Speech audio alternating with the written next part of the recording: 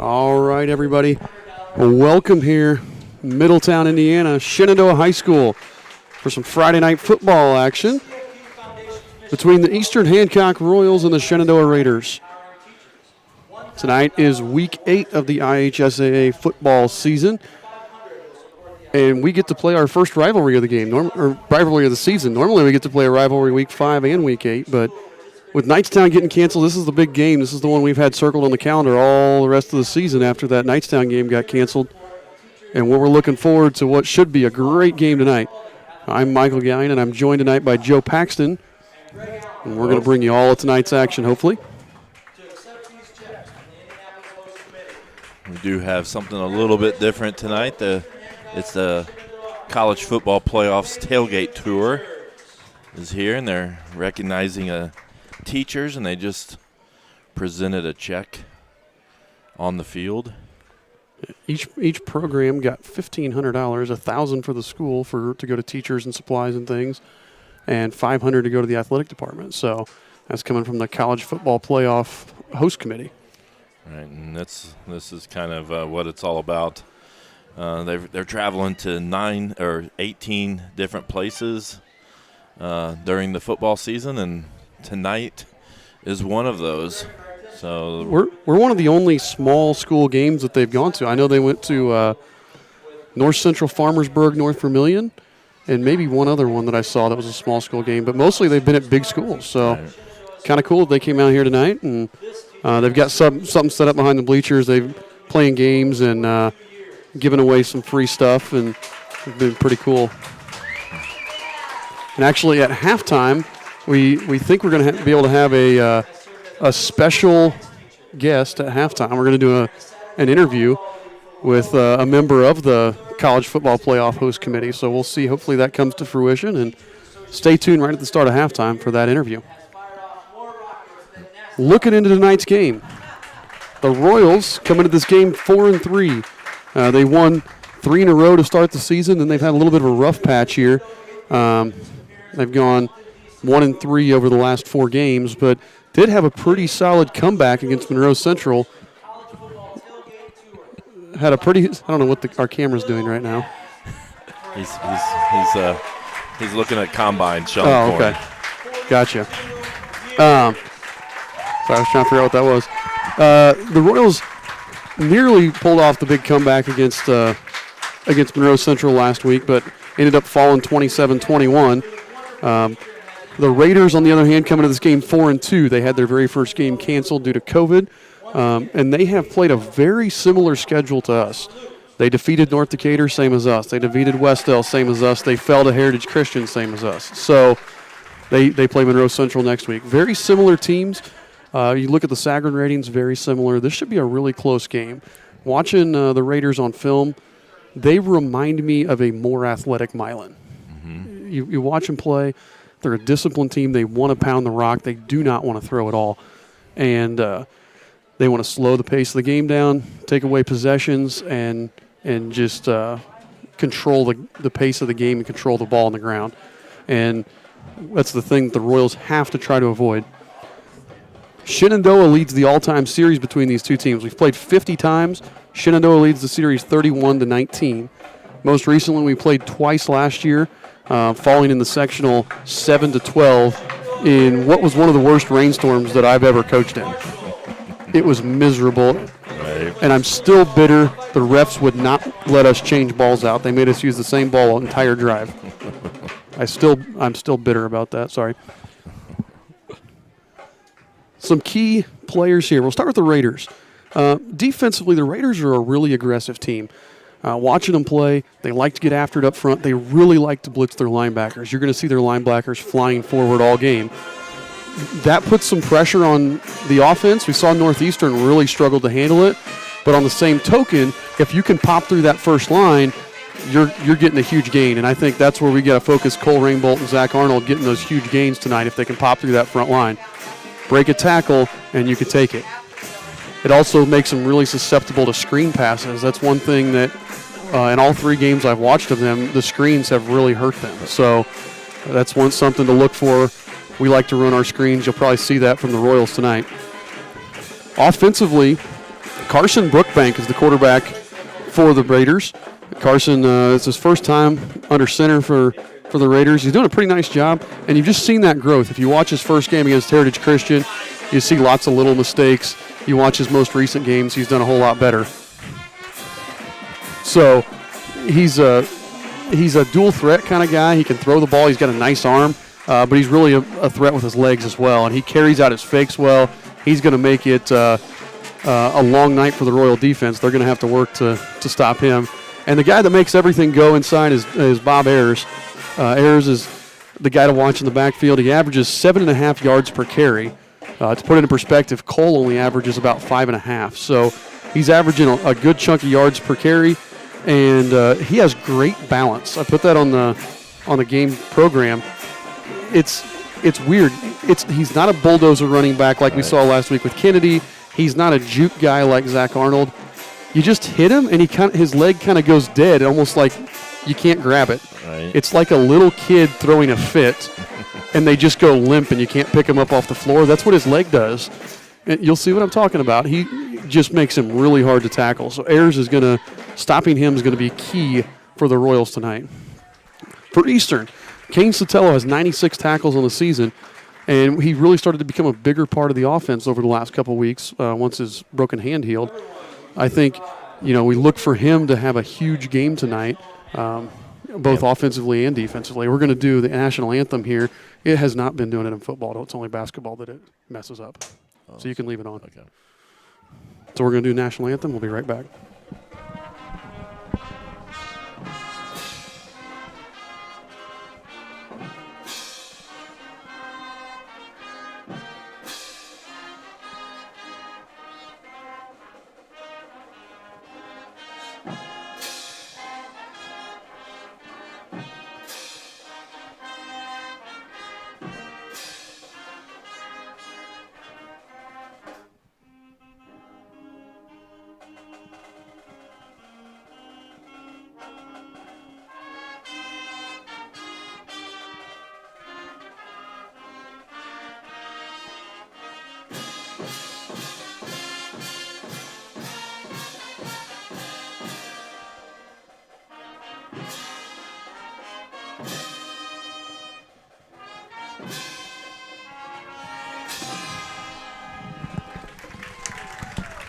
So they're saying Kane Sotelo, will expect a big game from him on both sides of the ball. And I think something that watching these teams, I think Houston Swan's going to have a good night. We'll go back to Kane real Sorry, quick. I think him adding to the offense just gives Houston another weapon where it was just kind of Landon on the outside. So now Kane gives them another weapon to throw to out there. I think will really help him as the rest of the season goes. I agree. I know. As I was saying, I think Houston's going to have a big game tonight. He has struggled. He has been the last game where he completed more than 50% of his passes was Westdale, week 3. Westdale in week 3 is the last time he's completed more than half of his passes. And I think we'll see that tonight. I think he's going to throw short. One thing that Shenandoah is going to give us is passes to the flat. I think if we go, a 2-receiver set, I think we can throw hitches all day. You hit a hitch and go, get behind him.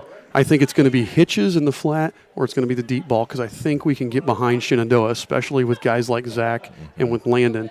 Just that speed, I think they can get behind. I think Houston's going to have a big game tonight. I saw some of the Northeastern game. I know they got ahead early. What did Northeastern do to get back into that game? Big plays.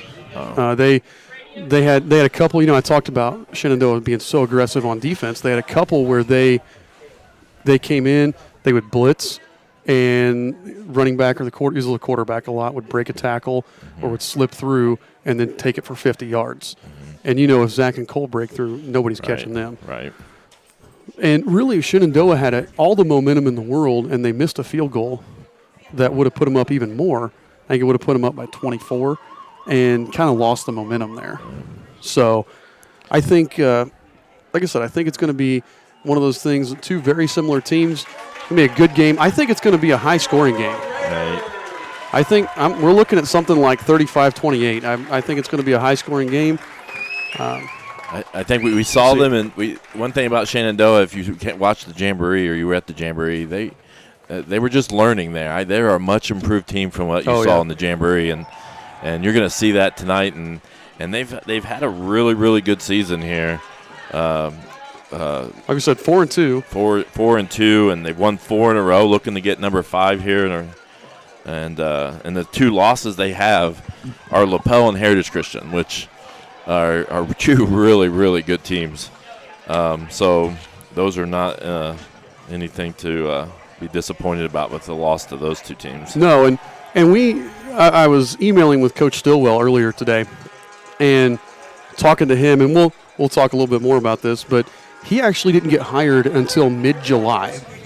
So you think about most coaches have the whole summer, all June, all July, to work with their players, to install their offense, to install their defense, to get those guys used to him.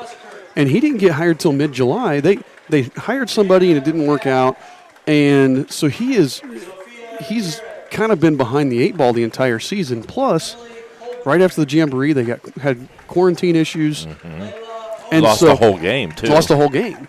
So these kids are still trying to find that groove and get comfortable with the new coach, whereas most guys by this point in the season, you're total comfort zone at this point. So it'll I've been impressed, as you said. They've had a really good season. I've been impressed with where they've been. They kind of manhandled North Decatur. Mm-hmm. And we saw North Decatur. We had to come back and win that right at the end. So, it should be a good game. He's got his team playing really well. And I can see Shenandoah. It looks like they have it's senior night here tonight, and I think they have their 5 seniors out there as captains. And they're only 5 seniors. We talked about that. They only have 5 seniors, so this is a up-and-coming group here at Shenandoah that is just going to get better for Coach Stillwell. Sorry. I mean, he only has 34 on the team, and I think part of that is when you get hired mid-July, you probably had guys that would have played who were like, I'm not going to mess with it because I don't know who the coach is. I don't know anything about him. You have to imagine next year he's going to get more guys out. Right. So, and we talked about some up-and-coming teams. This Shenandoah team, only 5 seniors. We played Milan with only 1 senior, North Decatur with only 1 senior. We've got a lot of teams that we've played that are up-and-coming teams that next year are going to be have a lot of experience when we play them next year. So it's kind of an interesting season. We haven't played a lot of senior-laden teams other than Monroe Central. Right. Alexandria was all underclassmen. Westdale was all underclassmen. So really, like I said, Monroe Central, the only team we've played that has a whole bunch of experience there. Right. This is a big game for Shenandoah because, it's a big game for anything. If the Royals win, they still have a chance for to tie for the conference championship, and then if the Raiders win, then that makes next week's game is it home? They are home against Monroe Central, so that would make next week's game against Monroe Central here, technically the conference championship. So big game for both teams here in the Mid-Eastern Conference. Yeah, whatever happens next week is still going to determine the conference champion. So if the Royals win, they still have a shot, depending if the Raiders would have to defeat the Golden Bears. If the Raiders win, then it's going to be an outright duel next Friday for the MEC championship. Which is, I think that's the way it was last year, wasn't it? Didn't it come down the last exact game? Same thing last year. So, in the 3 years that the MEC has had football, Monroe Central won 1, we've won 1, Shenandoah's won 1. Yep. So nobody's won multiple yet. So somebody this year will win for the second time. We are trying out a new scoreboard look, so hopefully you like it. I see some comments already. The numbers are a little look unbalanced. That's my OCD is kicking in. But once we get some double-digit scores, it'll look normal. I think now we're kicking off here to start the game, but my other prediction, I told Coach Poff this before the game, I think we're going to have a huge kickoff return this game. I don't know if it's going to be for a touchdown, but we're going to return one. Didn't their game against Northeastern Shenandoah started with a kickoff return for a touchdown? And they had one against Heritage Christian, too. So that's another thing to look for. They have returned 3 kickoffs for touchdowns this year. So got to make sure that we cover well here. They didn't get it very well. That is louder, and the Royals do a great job of covering it. And I've seen that several times where the ball's just squirted past them, and they haven't picked it up real clean. And actually, the touchdown against Heritage Christian, he didn't pick it up real clean, but Royals did a nice job there, and it's going to be bad field position to start for the Raiders.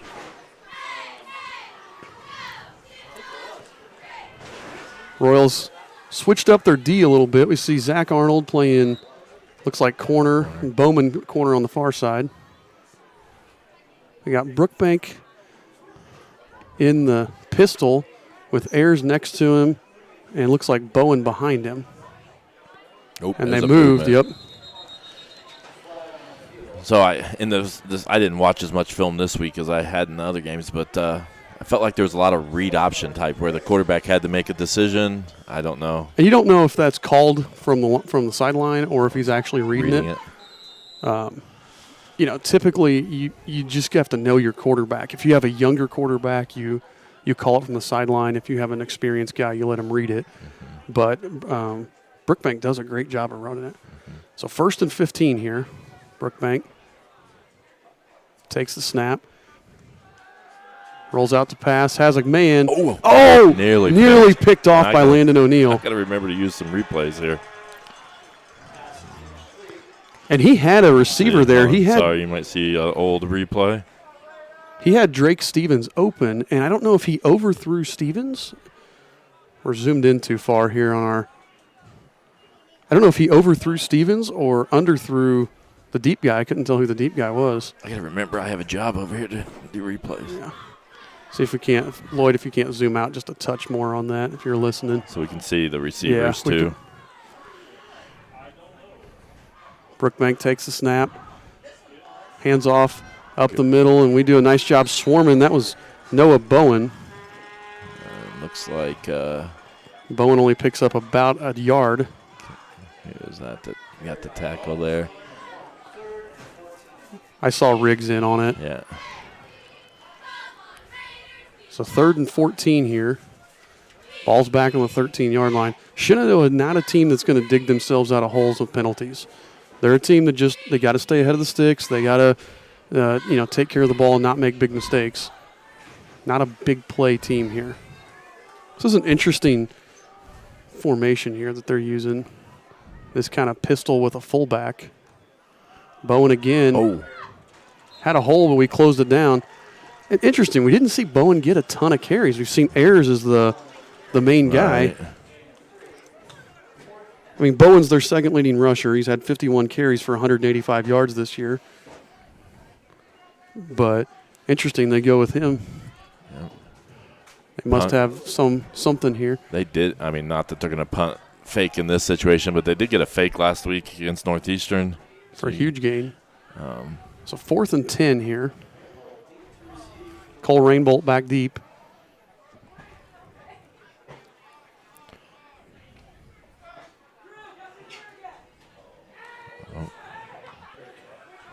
Gets it off. Watch out.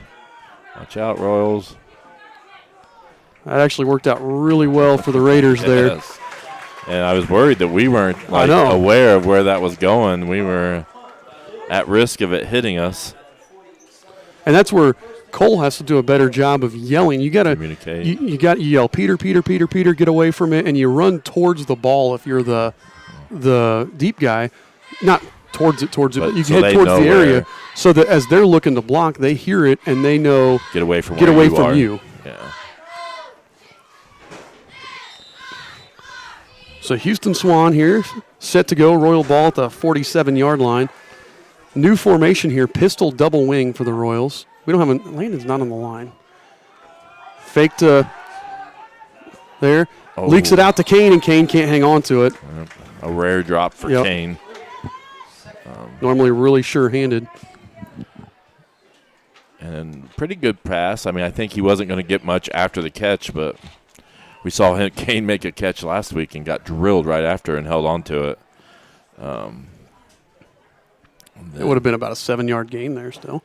So 2nd and 10 now for the Royals.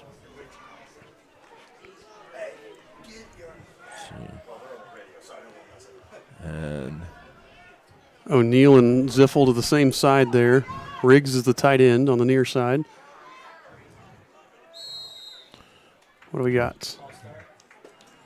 He's saying the center wiggled the ball. He's talking to Carter Dishman. So the center actually, the ref will usually, technically you're not supposed to flip the ball like in for end or anything. Right. The ref will usually let you spin it around and grab the laces. But if you move it very much, if you wiggle it very much, or if you actually pick it up off the ground at all, right. You cannot. You pick it up off the ground, done. That's an automatic flag. And right there, he was probably just wiggling it around as he was communicating with the other lineman. That's one of those you don't see it called a lot, I No. don't think. 2nd and 15 now. Ziffel in jet motion. Hand off to Zach. He's got a lane. He's getting on the outside. And they pushed him down out of bounds, but he got close to the first down. He's going to be about 2 or 3 yards short. That was Mason Lewis that made the tackle. Man, They're going to call him down at the other 48, so it's going to be 3rd and about 4. Nice manageable situation here. That was just a nice job. Zach was just really patient, Le'Veon Bell style, and just kind of got out there, waited for his blockers. He's such a good runner because he reads those blocks, and he's such a patient runner. Right. And then if he gets the open field, he's gone. Yep. Jet motion again. Hands off this time to Rainbolt up the middle. Rainbolt goes down real close to the sticks. Looks like they're going to mark him just short. So we got to make a decision here. Oh, you go for it. You go for it here. It's 4th and 1. Oh, they called a flag. They threw a flag. Oh, they called a face mask. Yep. Yeah, I didn't see that. So that'll be a 1st down. Ball's on the 45. It'll move it up to the 30. There's a screen in front of us that is bothering me. Like when I'm looking through the screen. Well, I was just thinking the glare of the window was bothering me. So it just the screen makes everything look a little fuzzy. Maybe we need to switch seats. Yeah. So Royals pick up the 1st down on the penalty. Again, Riggs and Sotelo at wings. Balanced formation, Rainbolt in the pistol here. We should be back now. All right. It's our streaming program that we're using we don't have Wi-Fi here at Shenandoah, and I'm gonna have to probably change my. It's not. So because we don't have Wi-Fi, we're on our hotspot, and our hotspot is messing up. It should still be the same IP address. It wasn't. I just tried.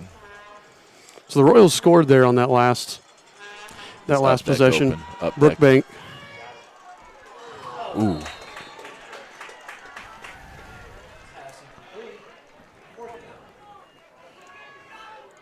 There we go. So we apologize. Like I said, it's our cell signal here. 4th and 4 now. The Raiders are going to punt.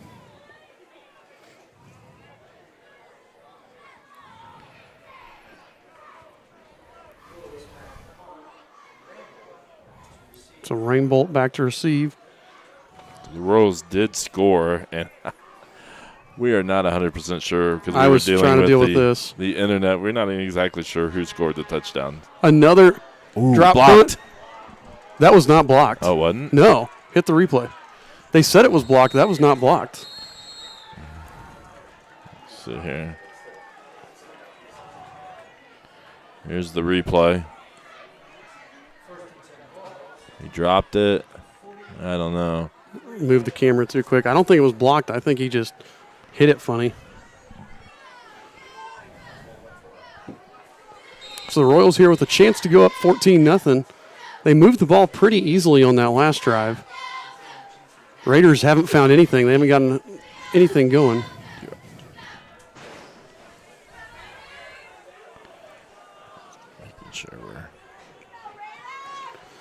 Swan in the gun. Double wings, Riggs and Kane. Swan looks to throw.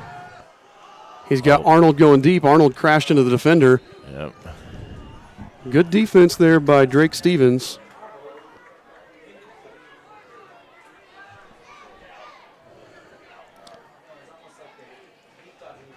So we think, I only checked YouTube. We're back on YouTube, I'm sure. I'm assuming we're back on everything.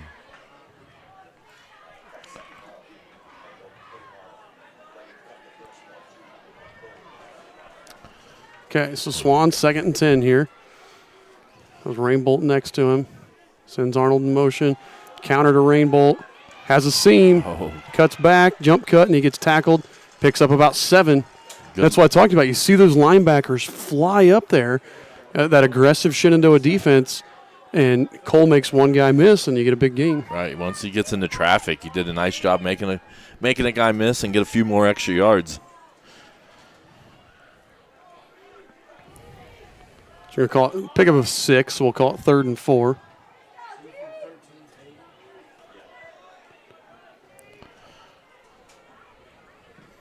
Split backs now.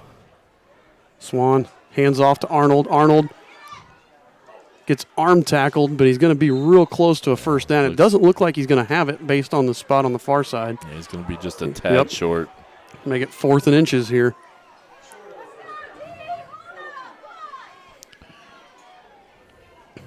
This has got to be just quarterback sneak here or Rainbolt up the middle. Yep. Don't want to get too fancy here. Just want to get the easy yard here. We've done a nice job really running all game. Swan pushes through and picks it up. So he initially got stopped right behind the center, but then he went off the left side, kind of behind the left guard, and made the yardage. Swan's helmet came off, so the Royals are either going to have to take a timeout or put another quarterback in for one play. Looks like they're going to. Here comes somebody in. Braden Sullivan came in, but Landon O'Neill comes off. Oh, they're going to put Landon in. Oh, Landon's getting the call. Landon does it all here. I think we're going to go something simple here. What do you think? I think you're going to. Landon's calling his own play. He wants to throw it. He may surprise us here. Hands off to Arnold. Arnold almost gets the edge, but again, nice job there by Brookbank of stringing that out. Right. Hoskins was blocking him, but Brookbank just didn't give anything there. And Zach had nowhere to go. No. That's a really nice play of stringing that out by Carson Brookbank. 2nd and 11. We'll call Swan back in. Yeah. Didn't think they were going to leave Landon in too long. Yeah, I think it was tighten your helmet a little tighter. Don't let it come off. Empty formation here for the Royals. Rainbolt goes in motion. Swan's going to roll out. Really well covered by the Raiders there, but who was that? That was Gabe Lauder was all over Kane Sotelo and then took his eyes off Kane and started looking at Houston. And when he did that, Kane got separation, but Houston just a little too low on that throw, and it's going to be 3rd and 11. So far, passing-wise, we've just been a little inaccurate, but threw it quite a few times here early on in this first quarter. How many completions do we have? Cramp. Sorry. I was like, what's going on? Cramp. Thought we were looking at a fight in the crowd or something. Nope. I cramped up. That's what they do at the Colts game. Motion there from Rainbolt. Swan gets pressure. He's going to escape, but he's got no receivers over there and nothing to do because that was supposed to be a pass out this way.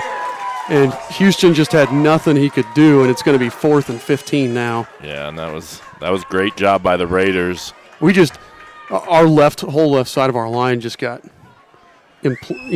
blew up there. And then, like you said, he didn't want to roll out the way he had to roll out. I mean, nobody blocked 78 there. Yeah, because so if you look, Riggs and Reed Hedrick blocked Seiler. That wasn't. I thought it was the left side. Our left side was fine. Oh, I'm missing the punt. Sorry. Redmond's punting it. Nice punt. It's going to be downed inside the 10. Down at about the 8-yard line, 7-yard line. You know what? We don't have any videos. Do we have any videos we're supposed to play? I don't know. So it'll be Raider ball, and the Raiders have yet to have good field position.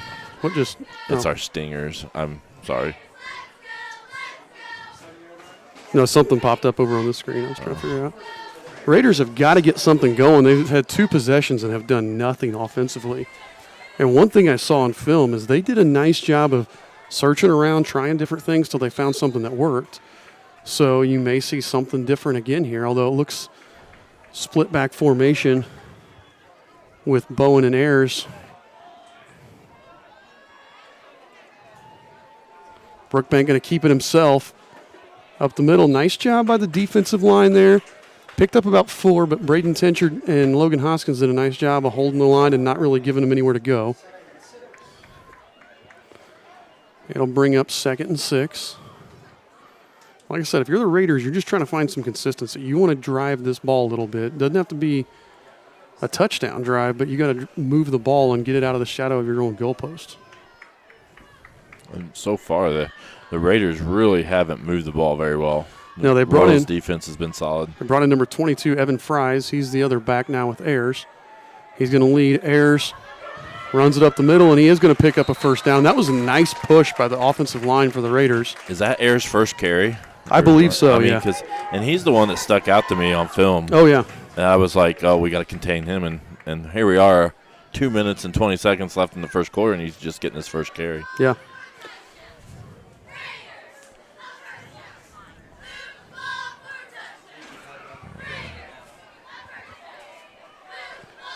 So Fries again is the up back. Ayers is the tailback. You're going to hand off to Ayers again.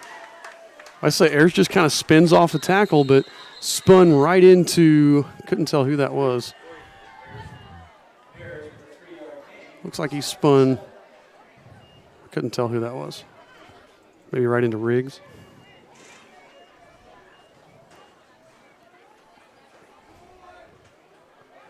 Picked up about 3 there, so 2nd and 7.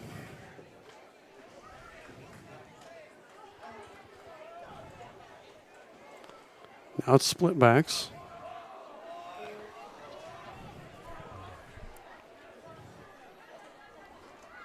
Brookbank keeps it himself. Yeah. He has a nice gain there, but Cameron Voles forced him right back into Kane Sotelo. Cameron Voles did a great job of staying home there. Yeah, a lot of Royals went with Ayers. Yeah. Well, they pulled their lineman that way. 22's last name was pronounced Freeze. Thank you. Thank you. We appreciate the help. Yeah, we do. It's So first down by Brookbank's legs there. Now it's 4 wide. Freeze goes out to the slot. Brookbank takes the snap. He's going to keep it himself. Nice job there. Kane Sotelo. Kane Sotelo knifed in. They got push on our D-line, and they would have had at least a 2-yard gain there, 3-yard gain. But Kane just flew in there and stopped him for only a yard. Sorry, I'm trying to. Right now they're getting our D-line stood up a little bit, and when you're getting blocked, if you're standing straight up, the guy blocking you can just take you anywhere. So we got to make sure we're staying low on the D-line. Brookbank takes the snap straight ahead to Ayers, and again, Tencher just filled there. 2. Takes him down for a loss, and it's going to be 3rd and 10, and that'll be the end of the first quarter with the score, Eastern Hancock 7, Shenandoah nothing. So the 2 good defensive plays there back-to-back. And I don't know. You want to take the ball off there because they're not updating it. Oh, okay. And none of our video. I'm trying to get our videos updated, the ones we might use. So Double Barrel Woodworks Company is our little quarter sponsor here. They're owned by two Eastern Hancock alum, Deb and Sean Grass. Deb's a teacher at Eastern Hancock. They do some custom woodworking stuff, really cool stuff that they do. So check them out on Facebook, Double Barrel Woodworks. They do some really nice custom CNC machining with woodworking. And we do want to apologize for going down there, but I promise you we are working frantically when it goes down to get it back. So we appreciate your patience whenever that happens. It's out of our control sometimes. So it has to do with the school's internet trying to block the devices that we're on, or the hotspots that we're on is what it has to do with. So it's an internet blocking issue. So getting ready to start the second quarter. 3rd and 9 here for the Raiders. And again, just not a team that has had a huge amount of chunk plays. Mm-hmm. 3rd and 9s for the Royals. You've got that's not a big deal for the Raiders. You don't want to get in this situation. Brookbank takes the snap. Good protection. Going deep. But he throws it out of bounds. He had Bob Ayers up the sideline, but he just too far, and he threw it out of bounds anyway. And the Raiders moved it a little bit, but they're still going to have to punt. Oh, I got double barrel still on there. But again, that was they needed to move it. They needed to get a little bit of confidence there. Coach Stillwell still trying to find something that's going to work here. We are at Shenandoah this evening. So the game is being played at Shenandoah. Yep. The best weather we've had here in a long few years. Yep. It's been some nasty weather in the past here. Timeout Raiders. I'm going to I wouldn't even mess with it. I was going to pick a double barrel and just get it set up. So this isn't going to work for a second. Just be patient for on here.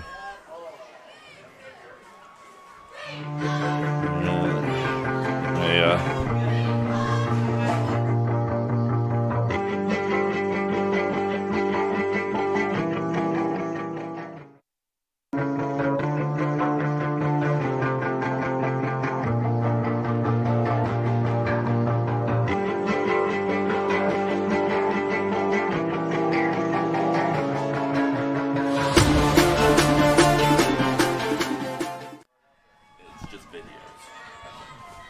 Got to go back. All right. We're not on the main camera. Yeah, but it says we are, but we're not. Now, what have we done? Now, why is our main camera not there?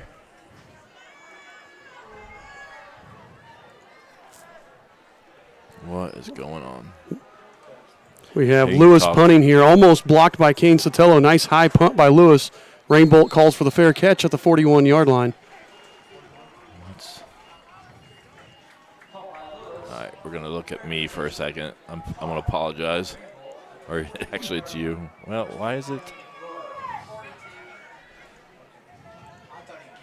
What in the world?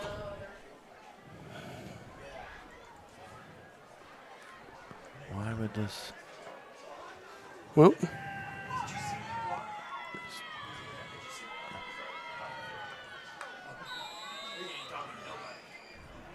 there we are. No more commercials. No more. Okay, so Royals start with the ball on the 42-yard line. They've had great field position all game long. Rainbolt up the middle, and he's going to be thrown down by number 50, Lucas Mills, but Mills throws him forward for about an 8-yard gain. Do I dare do replays? No. Well, you can do replays. Don't do commercials. It'll do another thing, though. It's just like a commercial. It should be okay, though, I think.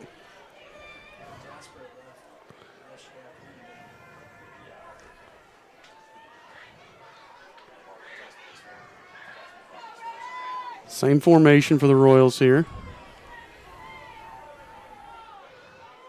That's Voles in the slot instead of Arnold. Hand off to Rainbolt right up the middle. And the Raider defense did not respect that jet sweep like they did. The play before, I think they thought that was Arnold, and it was Voles. That time they saw it was Voles. They did not respect it like they do with Zach. And I got an update. It was Landon O'Neill that scored our touchdown. Okay, I thought it was. We were not sure. He was the one celebrating, so I thought it was him. So 3rd and about 4. Cole lost 2 yards on that play. You're going to go for it here anyway, so unless you lose a tremendous amount of yardage.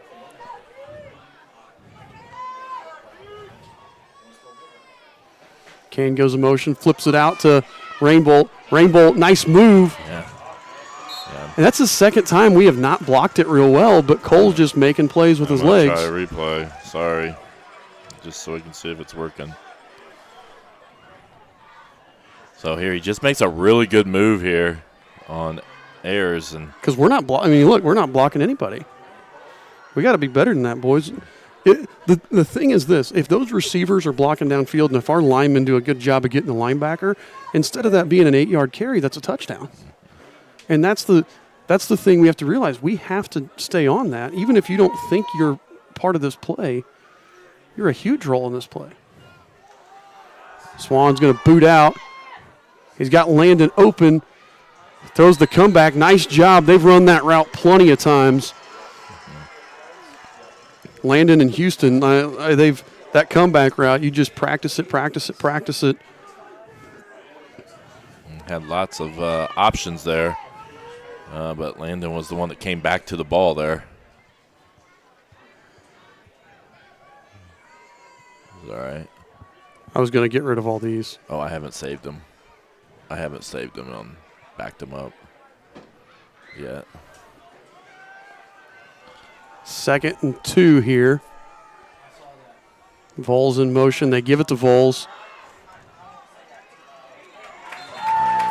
Voles, he looks. Carry. That's his first carry. He looks good running the ball. Just didn't get a whole lot up front there and didn't pick up anything.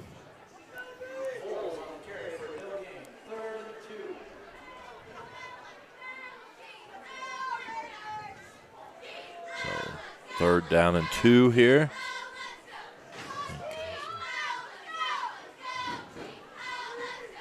Rose just slowly progressing down the field here. Handoff up the middle. Rainbolt patient, and he's going to pick up the first down. Good run. Good blocking there up front. And okay, I copied all of them. So. I thought we slow to get up, but he got worked last week. He had 25 carries last week, and you could tell by the end of the game he was. Well, I was thinking. I remember wind. talking. Kennedy seemed like he had a lot of carries. They were just riding him the whole game, and then he had less. Oh no.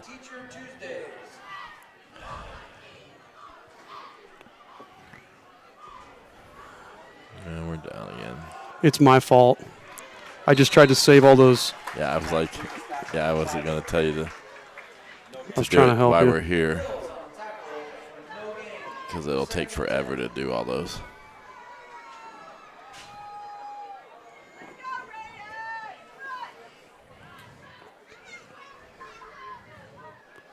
That's my fault. See if it comes back at all. It is still going, I think. Yeah, it's just going slow. So we will, if we're hearing us, we're trying to get it back here.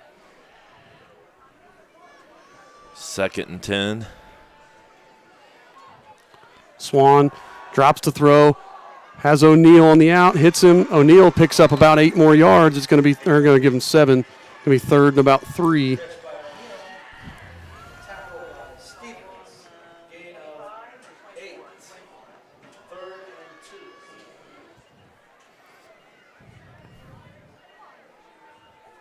Again, hopefully it's still going here. I know it's probably choppy. Again, we're on our hot spot. It's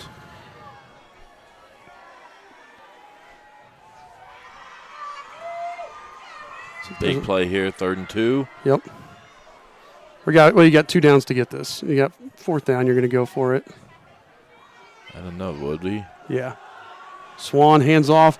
Rainbolt fighting for it, but not going to get it. Doesn't get anything, and it's going to be 4th and 2 now. Can I stop the sync here? Is there a way to? I don't know if you can you pause it here? Can you go here, right there, and somewhere in there? Pause syncing.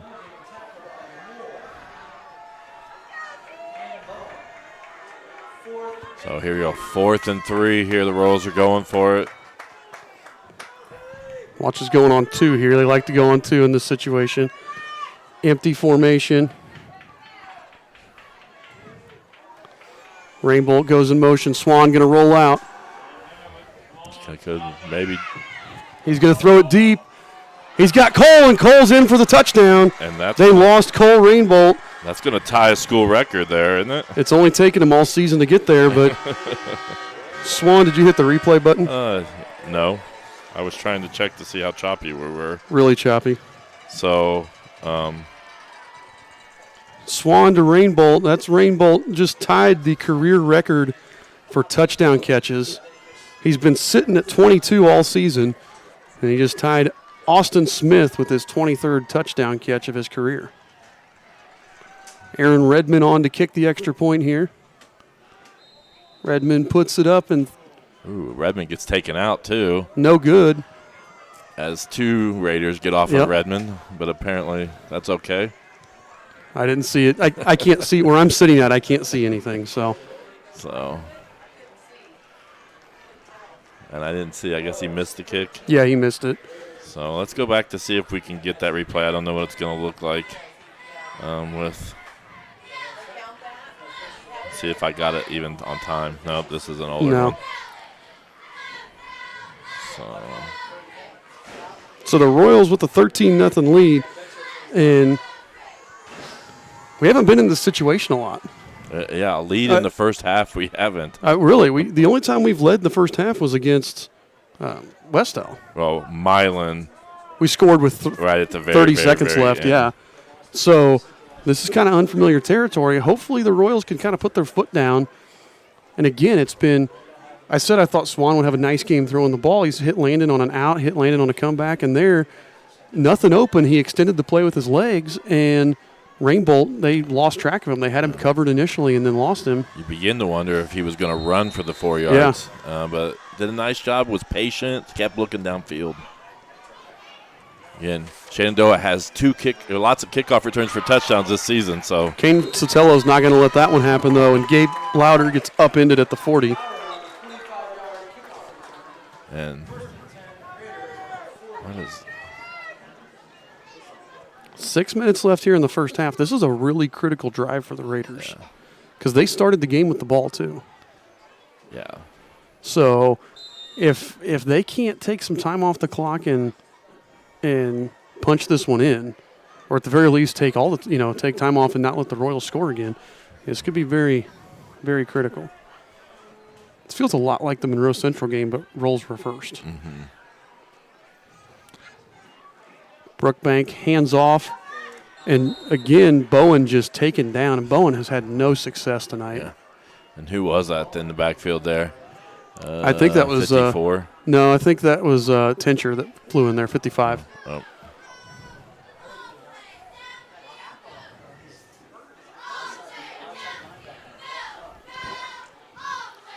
So second and we'll call it 9. He gained about a foot. That's going to be – I don't even see Ayers out there, do you? I can't tell. Wide open. Out there, dropped. Bounced off the face mask of Louder. That's tough because he was wide open. He was going to get tackled immediately, I think. But no, Ayers wasn't out there. Ayers was on the sidelines over here. So he's coming out now, 3rd and 9. Still, that hitch would have picked up 6 yards. Mm-hmm. But bounces off his face mask. We said they have just struggled with this 3rd and 9. Raiders have not been able to get anything going tonight.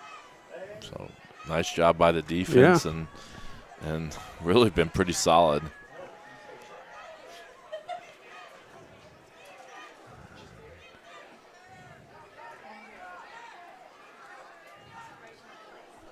Brookbank rolls out. He's got a receiver. There's a catch. That was Stevens, catches it. He picks up the first down, and they get across the 50 for the first time all night.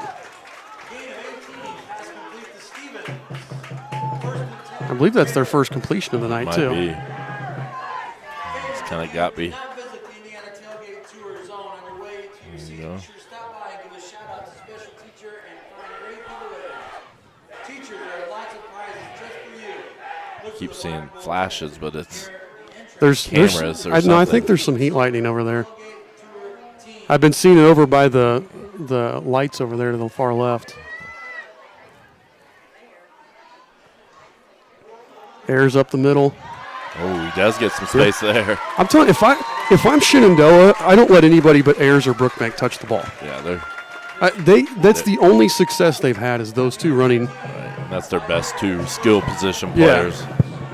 numbers wise. That lean on them. I would just ride those two because when Ayers has touched it, he's been doing a good job. He picks up another first down there. They got the ball in the 30.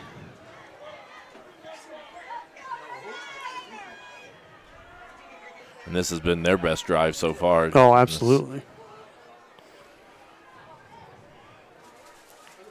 Brookbank back to pass. He's open. Has a man. That's Louder. Louder's going to cut it back. Oh, he's still going. Still going. And he's down to about the 6 or 7 yard line. Rainbolt and Sotelo just hanging on there. Or that was Drake Stevens. I said Louder. That was Drake Stevens. My bad. There. As I can see here, and he just kept trying to He's at the move. 10, and I mean, he picks up 3 more yards there, just fighting. So the ball's down on the 7 yard line. First and goal from the 7. This is huge for the Royals. Let's hold them here. Because you know they're going to go for it on 4th down, so let's hold them to nothing. Brookbank hands off to Ayers. Gonna Picks up about 3, and he's drugged down from behind. Looked like Braden Sullivan got in there. Yep, they're going to give him 3, so I say it's on the 4 yard line. 2nd down. Oh, is that Nation? That was Nation right that on came. his heels. And that's just that unblocked guy. You know, you talked about the zone read. That's that unblocked guy. Now watch Nation crash that hard. You might see Brookbank keep it the next time.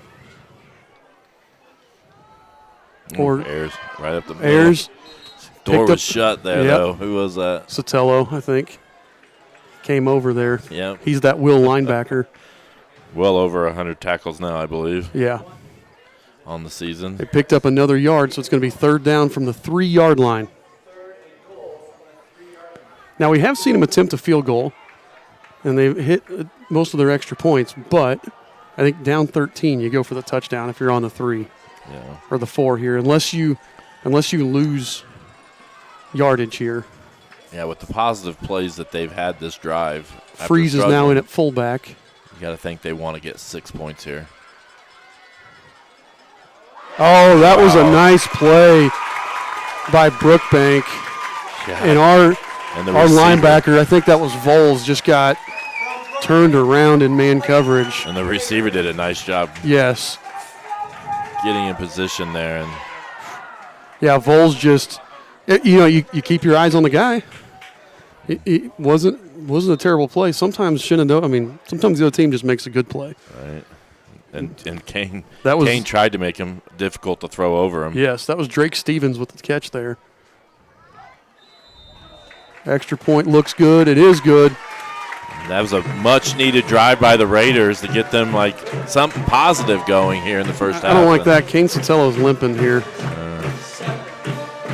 So, He tried to block that, and he kind of came up gimpy. I don't know if he got kicked by somebody or what, but I don't like the look of that. But that was – the Raiders had to have that.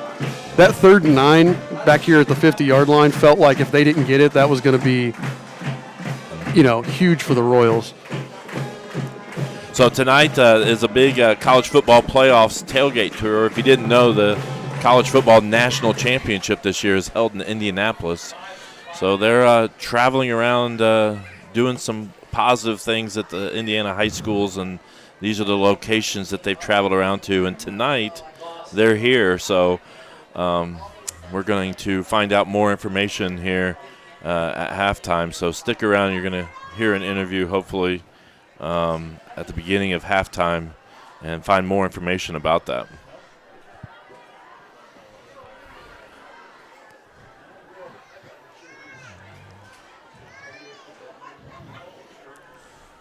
Royals really did a nice job there on that goal line stand. Just a great play. I mean, I thought that was going up the middle. Everything looked like run blocking. And Brookbank had to throw that over Kane Kane. Sotelo. That was just a nice play by the Raiders. You got to give them credit. Rainbolt catches it and goes out of bounds. Oh, wow. You almost just want to let that one hit, but it's so dangerous because if it hits and doesn't bounce out of bounds, then you're scrambling to go retrieve it somewhere and you don't know where. That was Landon Reddick with the kick there. Nice kick by Reddick. And the Royals, this was the first time we've had bad field position. Yeah. And this has been a game of field position. We've had great field position all night.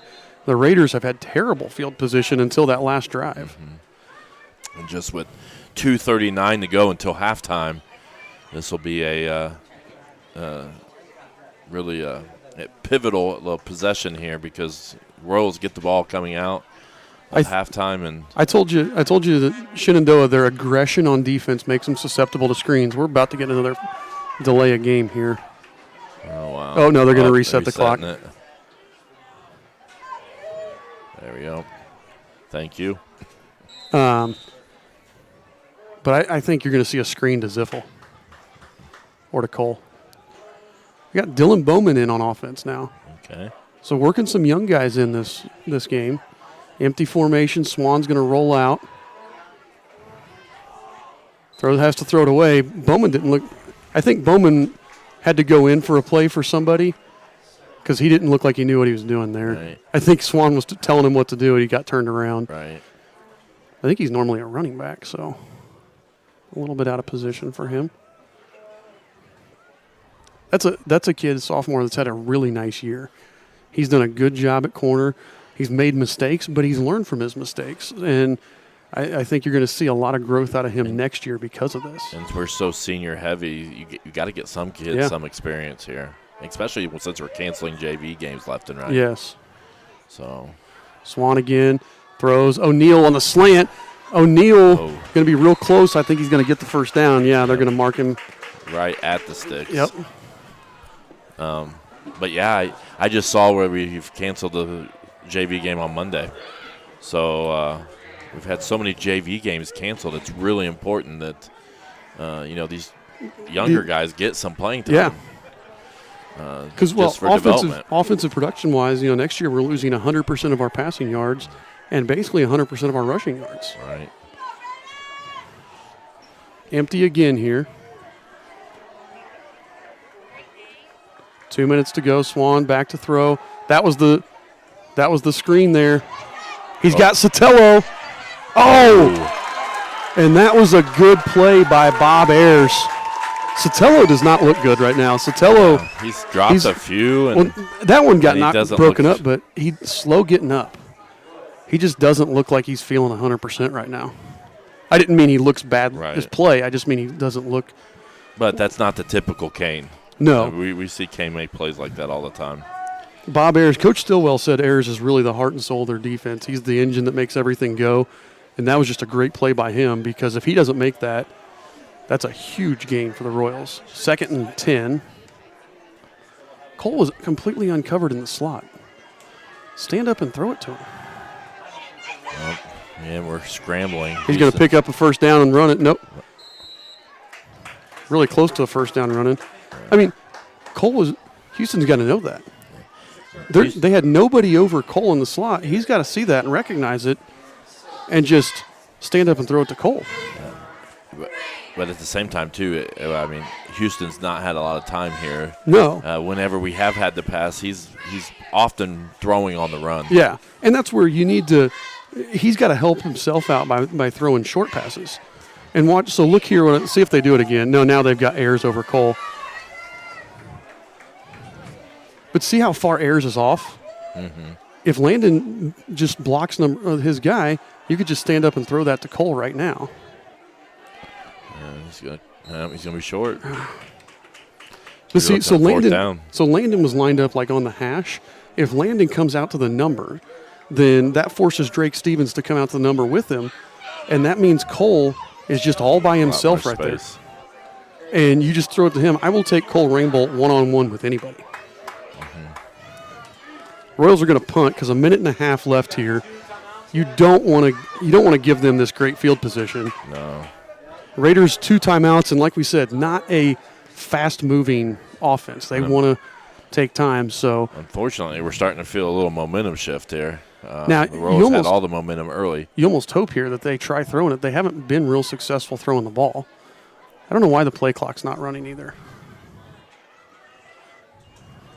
The ref looks like he doesn't know why either. He's holding his hands up like I don't know what's going on to us. Redmond gets the punt off the side of his foot, but it's going to take a really nice roll down to about the 34-yard line, and it's down there by Sullivan. So very effective punt. Yep. That's exactly what we needed. You know, here's the thing for Redmond. In my 9 years here, we've only had 1 year where we had a guy that was just really a kicker, and it was Victor his freshman year. And he played on JV, but as far as varsity goes, he could really just focus on kicking. And with these JV games canceled, Redmond can spend a lot of practice time just focusing on kicking. And that's what's made him so much better of a player as a kicker is when you get that practice time. Normally, your kicker's also somebody else, your running back or receiver, and you don't get that. Mm-hmm. Brookbank takes the snap, boots out, dumps it, and nice tackle there. Freeze is tackled by Sullivan, and the Raiders are going to have to take a timeout. Freeze picked up nothing there. Oh, I didn't get that replay, apparently. I hit it. There we go.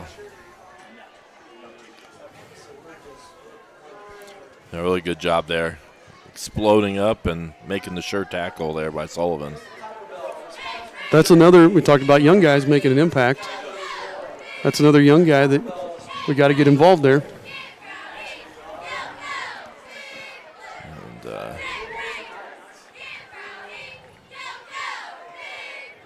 we have our interviewee here. We're going to talk to here in about a minute 20 about the tailgate tour. Raiders here, trips to the left. Single receiver to our side is Mason Lewis.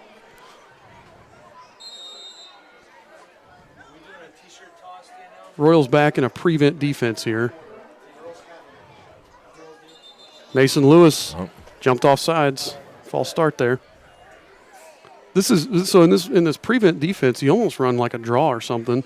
Right. You get it to errors and try to let him do some work in the, underneath. And they're kind of in the situation now where they don't want to make mistakes. No. And then I think in this deep defense, if I'm them, 2nd and 15, I'm not going to do anything stupid. I'm just going to try to make this a 13-7 game at halftime. So both teams are in this situation almost trying to get to halftime. Brookbank drops back. Quarterback draw. He's got some space. Good play by the Raiders. Raiders. Picks up about 13, and it's going to be 3rd and 3. And this is crucial because if they hurry up and go for it and don't get it, then, the Royals have all their timeouts, so they can take a timeout. Ayers up the middle. Got it. He's got the first down. That'll stop the clock. 54 seconds here. They still got to go 54 yards to hit pay dirt. But now you can see now they're feeling a little more confident and a little bit more aggressive. They only have one timeout left. Brookbank again back to throw. Good Hits tackle. Freeze again. Freeze is down in bounds. Nice job there. Kane Sotelo takes him down in bounds, and Coach Stillwell's going to have to take his last timeout. 35 seconds remaining here. Well, while we're doing this timeout, we got this is a big conference game here, so for both teams. So whoever wins this game has a chance still to win the conference. The next week, Monroe Central will play right here against Shenandoah. So if Shenandoah wins, this will be the conference championship here next week. If the Royals win, there's a chance that they could three-way tie, right? If the Royals win tonight, it wouldn't be if the Royals win tonight and the Raiders win next week, it'd be a three-way tie for first. Three-way tie. So which we were hoping when we got to a fifth team in North Decatur, we were hoping to avoid those three-way ties that you get with a four-team conference. But it is what it is. At this point, I'll take a three-way tie over second place. But North Decatur adding to the Mid-Eastern Conference is a great addition. It's a good program, good, solid, well-coached team. They're so young this year. They just had a rough year this year in the first year of conference. 35 seconds. Brookbank, 2nd and 8. Takes the snap. Pressured. Good. Oh, he fumbled it. I don't know. Nope, they called an incomplete pass. Oh, wow. That was very nice of them. Yes. Because that was really sloppy there. Let's see if we can see that replay.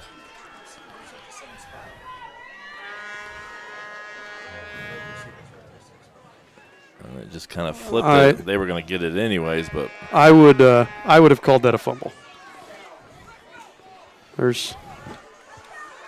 He got lucky there. Hand off to Ayers. Yeah, I would think you're trying to be pretty conservative here. Nope. Yep. Screen to Ayers. Yeah. He's got some space. Ziffel runs him out of bounds at about the 35-yard line. So 20 seconds left here. He did get out of bounds. He did get out of bounds. So good heads-up play by Ayers, because if he had cut that back in, they didn't have any more timeouts left, and they probably wouldn't have. It probably would have ended the half there. Coach is over here getting his field goal team ready on the sideline. I don't know how big of a leg they've got, but Landon Reddick does a nice job on kickoffs. Another screen. This time the Royals take it down. But it still gains some decent yardage, but no time, 13 seconds. They're hustling. Oh, they're going to try to kick this in the pressure. 4. And Cole Rainbolt's going to return it. He's down the slide, but he steps out of bounds. That's going to be the end of the half. So the score at the halftime break, Eastern Hancock 13, Shenandoah 7. We have a special guest here. Our special guest from the College Football Playoff Tailgate Tour, Mr. Bobby Cox, former IHSA commissioner. Now, what's your role with the – first of all, welcome. Well, thank you. Thank you for coming out to our game tonight. We appreciate it anytime, people from the IHSA and from the college football come out and check out small school football. Well, we're happy to be here. The College Football Playoff is part of the Indianapolis Host Committee's effort to promote the College Football National Championship game that will be in Indianapolis on January the 10th, 2022. And the championship weekend begins on January the 8th, and 8, 9, and 10 is the entire weekend. We're looking forward to hosting a great championship game. And what I've been doing is, since retirement, I've been doing things like this and having fun, staying connected with high school sports, and enjoying my time in retirement. Well, that's what I was getting ready to ask. So we worked with the IHSA for about 20 years, right? That's correct. And commissioner for the last 8 or 9, was it 8 years? 9 years? A little over 9. You got out at just the right time, by the way. But, so much changed over your time as commissioner. And we added so many things, the unified sports, I know. That's something we're looking at getting into, and it's such a cool thing. High school sports have changed so much in your time here. What's the biggest change that you've seen in your time with the last 20 years with the IHSA? Well, we had, we did add our unified sports program, which I'm very proud of, and the Champions Together program and our partnership with Special Olympics Indiana is a real big thing for kids with and without intellectual disabilities to play together on a high school team and represent their school. The starting of our foundation was big for me, and then founding that organization and the money that's been able to raise now and return to member schools and to student athletes in the form of scholarships. When I was at the association, we addressed competitive balance. We upgraded our network. We renovated our building. We did a lot of different things over those 9+ years as a commissioner, and the 11 I was an assistant for Commissioner Ress. The football tournament changed dramatically from when I started in 2000. Oh, yeah. We added a class. We've got more football teams now than we've had in the past. So a lot has changed over those years, and I think for the most part everything's changed for the better. You alluded to getting out at the right time.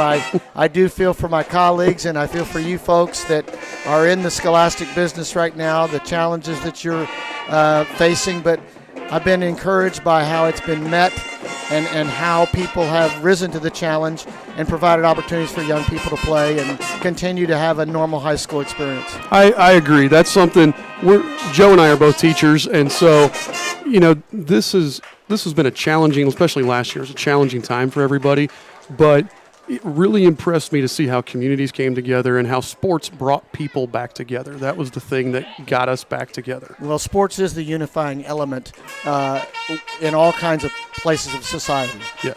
Whether it just be a virus or whether it be just societal issues, sport has always been the element that brings people together. And I think this year has been a real evident situation where last year fans couldn't come to games.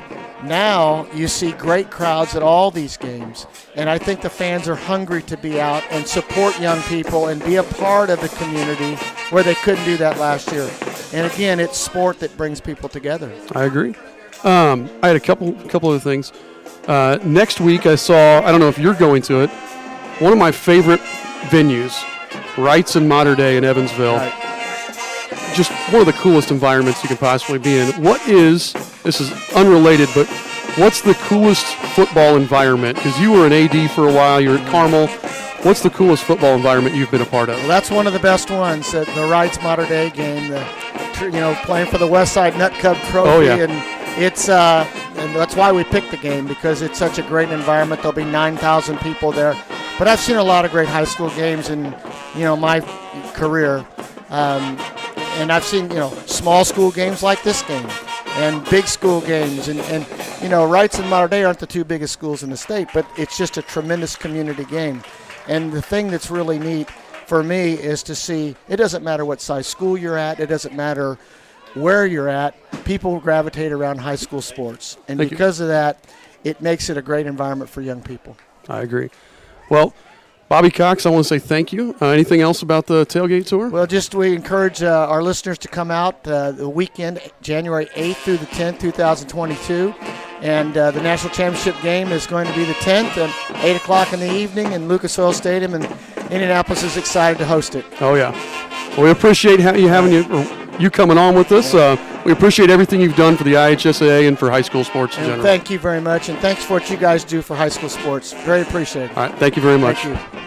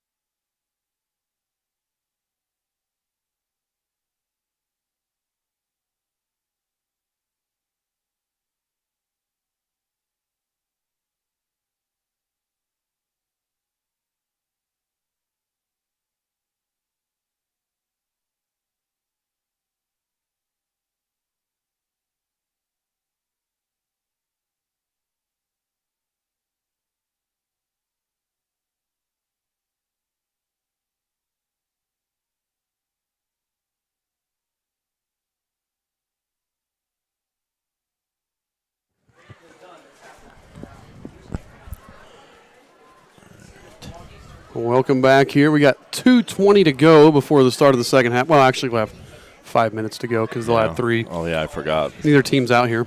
Well, we're over there. Oh, well, I mean, neither team's out on the field. Gotcha. The Royals went to the end zone instead of going to the locker room.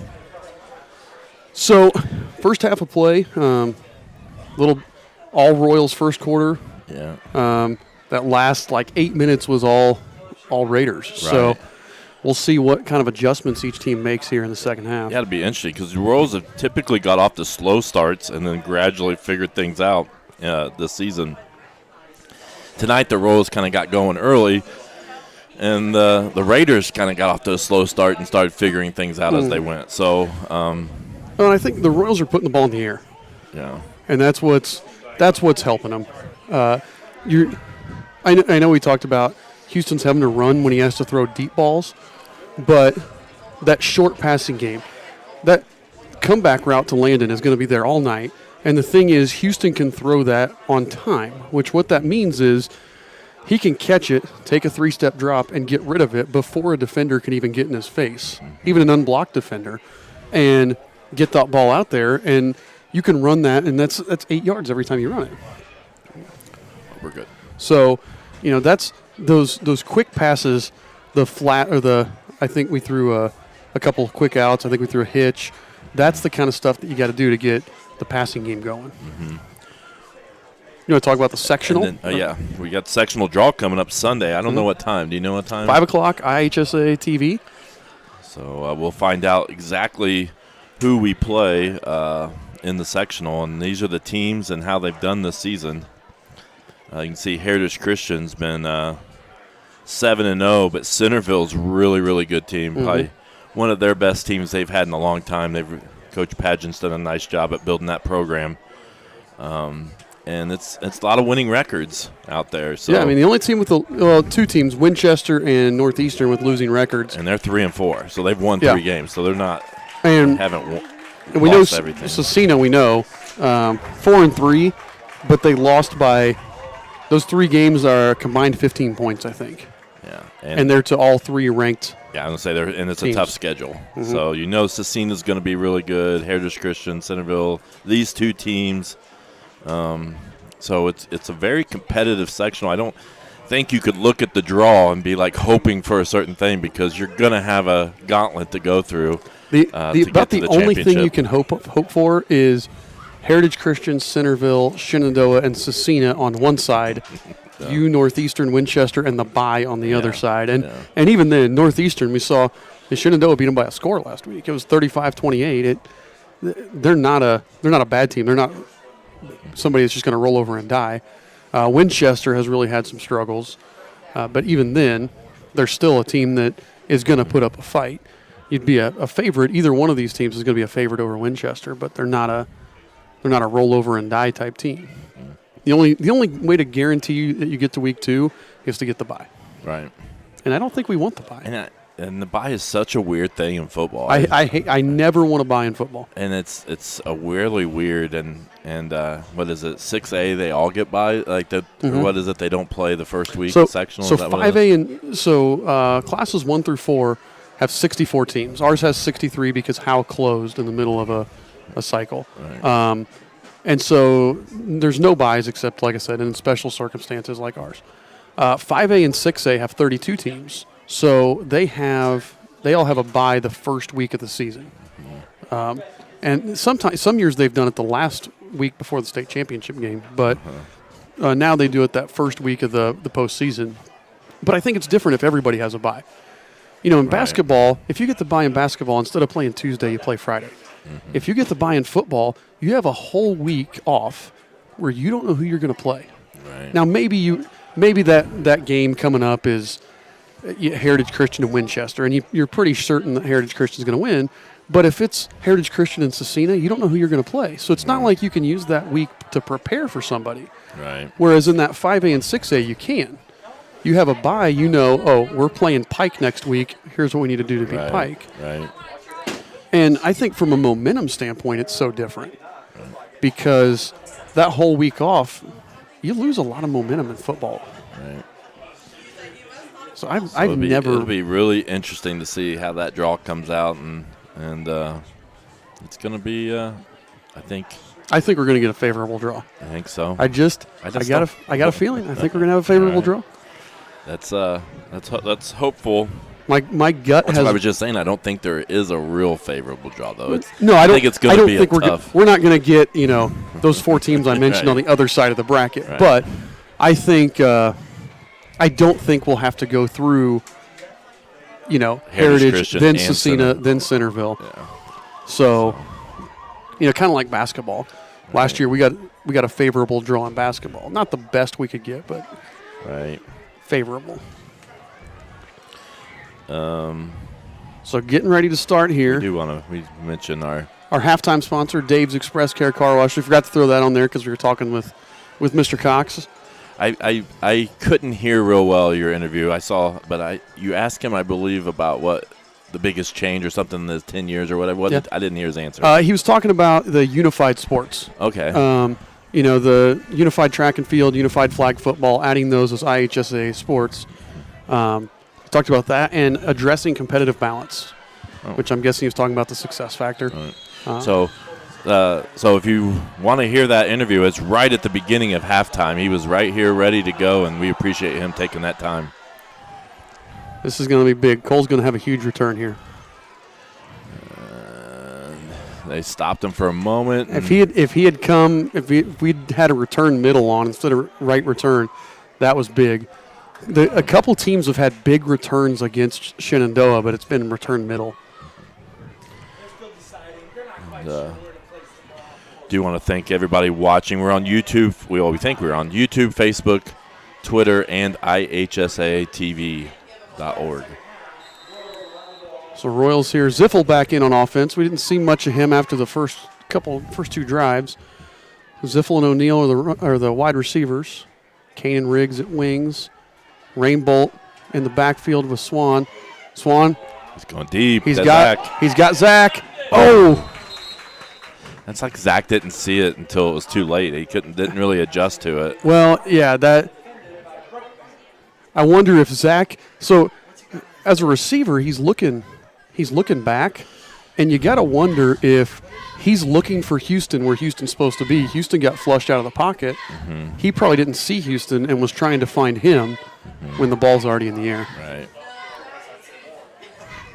That was a hitch and go there. We got to hit the hitch a little bit more. Typically, you want to wear him out with the hitch and then hit that hitch and go. It'll be there. But it was a one-on-one situation where you're hoping Zach can just make a play there. Jet sweep to Cole. Ayers strings it out and tackles him. And that's the second or third time that Ayers has had a really nice play stringing it out. Brookbank and Mason Lewis helped Cole up. That's going to be 3rd and about 15, loss of about 5 there. So he really had nowhere. See if we can see this.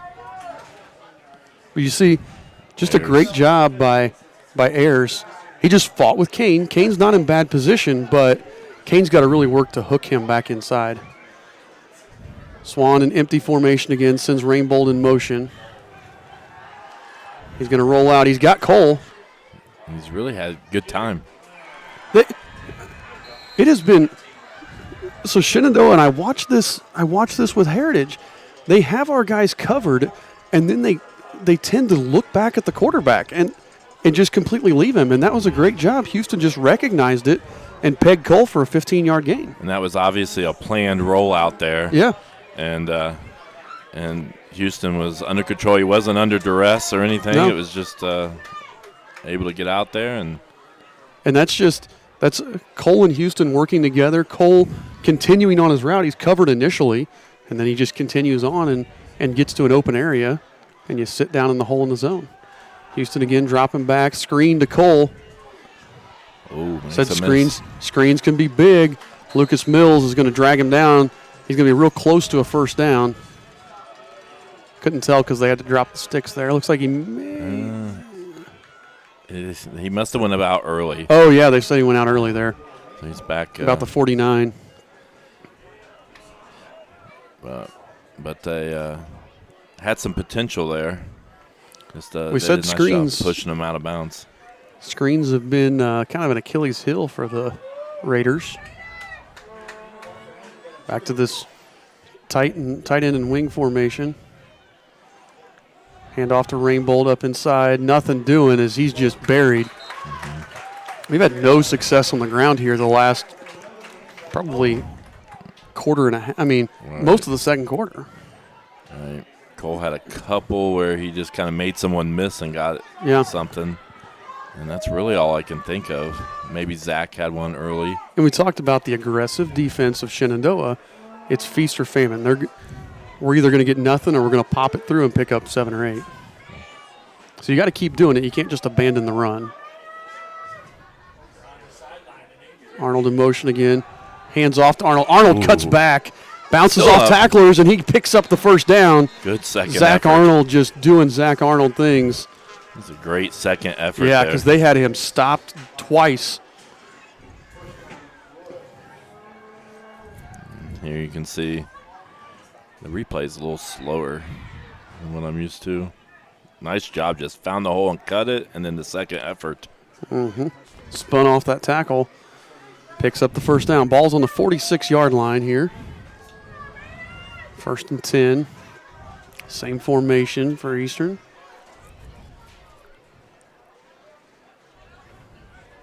Fake to Arnold. He's got Landon. Really just. Oh. And Kane has just looked off. He mistimed his jump a little bit on that. He's just looked off tonight. And I don't. And really, honestly, in there, that was very well defended. Yeah. There was really nowhere for Houston to go with the ball. No, he was just trying to find something. He had Landon right off the bat, but he had to boot out this way and couldn't get it to him. And then kind of had who was in the flat here? Was it Zach? Yeah, Zach in the flat here. But he was covered. He wasn't going to get anything after the catch. So yeah, they did a good job of staying with the receivers there. Kane in motion, hands off to Rainbolt up the middle. Cole's hit and he powers forward for about a yard, but still just not finding a lot of room to make hay up inside. They're going to give him 2.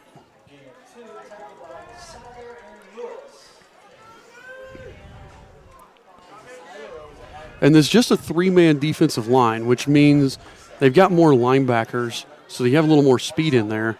And sometimes it's harder for those linemen to find those linebackers, and especially if they're pulling. See what I mean about Cole being uncovered, though? Yeah. There. They got him out in the flat, though. I think he got it, I think he did on that bubble pass. I think Ayers, I don't know. Ayers was responsible for him, but I didn't see. Did Ayers go with him when he went in motion? Or was it kind of handed off? How's that? It's a zone defense, so he's not responsible necessarily. They're just they bump their guys over there. Once he went into motion. Yeah. Because we motion that into a quads set, so there's 4 receivers. Mm-hmm. So normally each guy's got a zone. You have a guy in the flat, you have a guy deep, you got a guy hooked to curl area. Mm-hmm. With quads, you got to add another guy over there. And quads is kind of hard to defend. Arnold, not much there, being patient. Yep. Just not much there. Just a good job stringing it out, and that was Ayers and Brookbank again. And you could actually, we were so zoomed in there, you could see Zach's eyes just looking for the hole, ready to cut it up at any point. And it never happened. No, it just was no hole.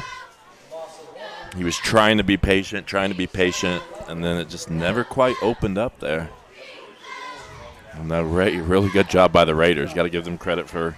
2nd and 10 play. again. Call it 2nd and 11. They're going to say he lost about a foot.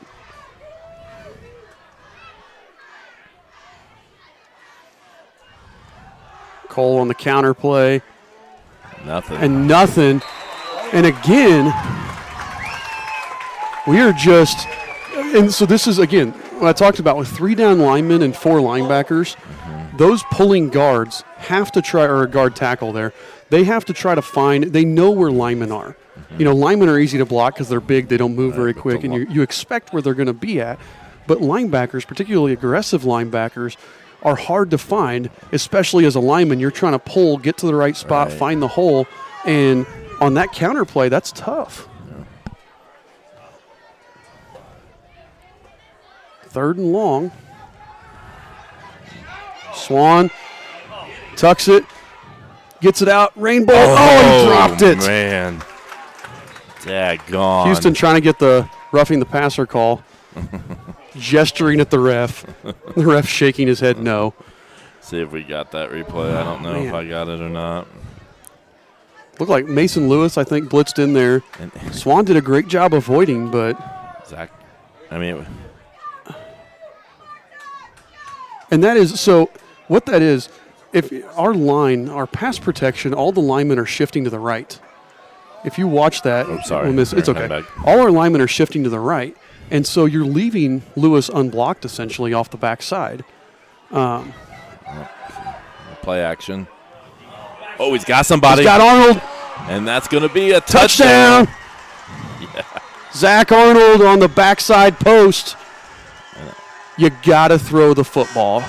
This is the best our offense has looked. I mean, in weeks. And I think we did the play action. I don't know if that really helped because it's what was it, 4th and 10? I don't even know what it was. We'll get this replay after the extra point.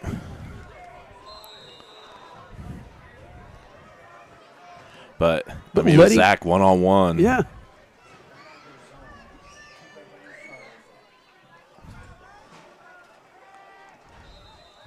Redmond, that one looked good. It is. Made 20-7 now. See if we can get this replay. Well, the play action, but I don't think that really did anything. And Zach was just one-on-one with Brookbank. And that's a hard matchup for a lot of people. He's quick. And Houston knows the whole way that's where he wants to go. Shenandoah, 4th and 10. You know you're getting a pass, so you're asking yourself, do you bring pressure or do you drop more guys into coverage? They chose just drop more into coverage. They knew we were going to go to the wide side because that's typically what we do. And Swan and Ziffel just on that backside made them pay for it because they had overloaded the far side of the field.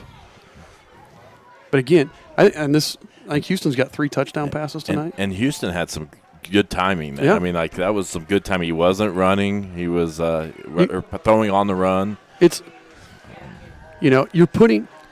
Is that 3 touchdowns he's got? That would be 3. Which ties his season high. Landon, Cole, and Zach each have 1. Ties his season high. And again, that's what he does best. Ooh. Out of bounds. Yeah. That's an interesting attempt. Just hit it too hard, I think. So, yeah.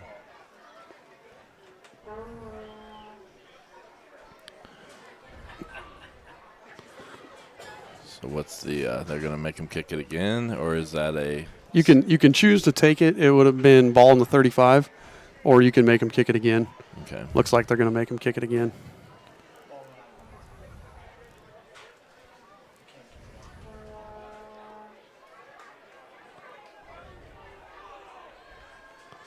But again, I think this is – now we can't run the ball right now. I mean, they're selling out to stop the run. Mm-hmm. And they're giving up the pass a little bit in order to stop the run. Lewis gets it out to about the 43-yard line, and that's where the Raiders will start. So, I mean, Shenandoah is selling out to stop the run, and that's where we're just taking advantage. And we have the dudes. They know what they're doing. That's what Houston does best. Mm-hmm.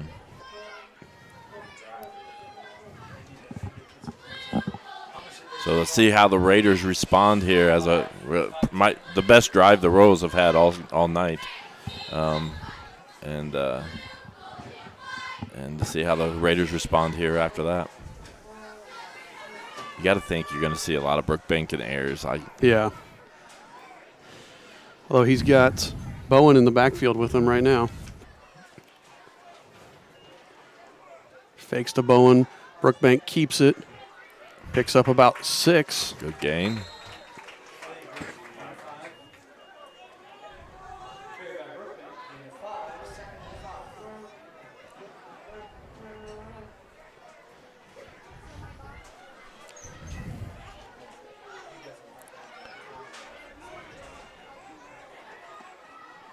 It's been a really, really entertaining game.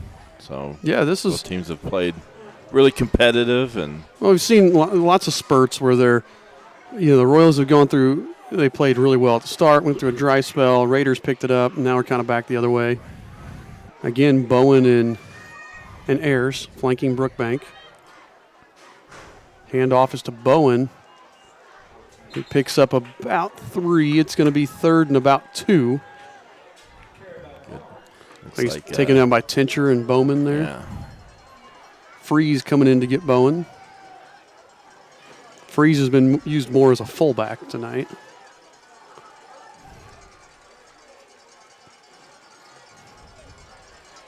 Although he's a tight end right now. Yeah, he's lined up at tight end right now.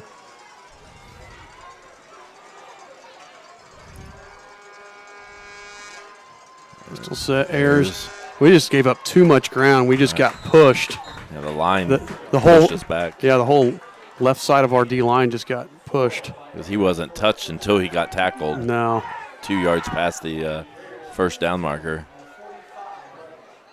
This is the first time I've seen that formation, though, from the Raiders, so I think they were trying something. As Ayers comes out.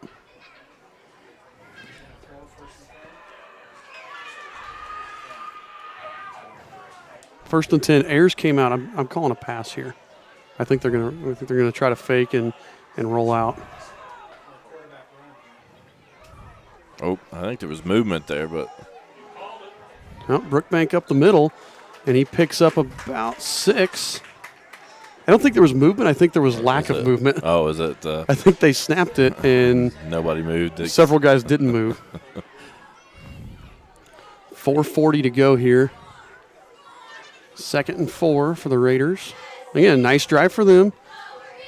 Not a lot of penalties in this game. Each team had a penalty early on their Yeah. first drive, and then really since it's been a pretty clean played game as far as penalties go.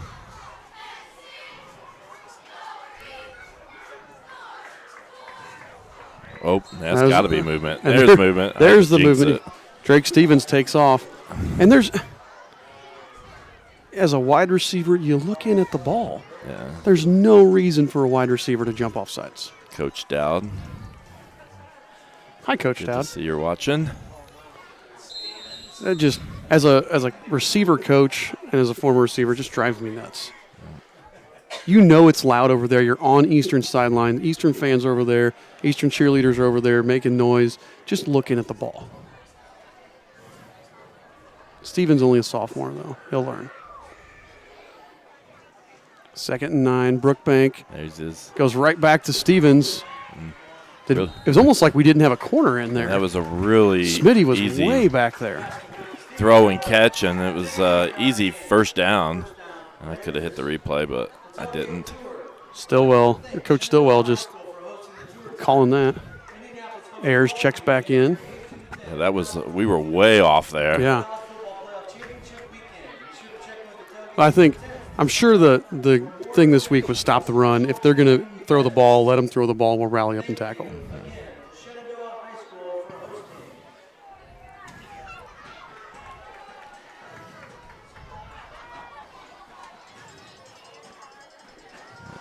That Ayers. Ayers again. And again, just He's got good yardage before anybody touches him. it's hard when a team has 2 tight ends. It makes it difficult when a team has 7 guys up on the line to defend that, especially if that team has, like here, Brookbank can keep it or Ayers can take it, and so as a defense, it makes it hard to cover all your gaps there.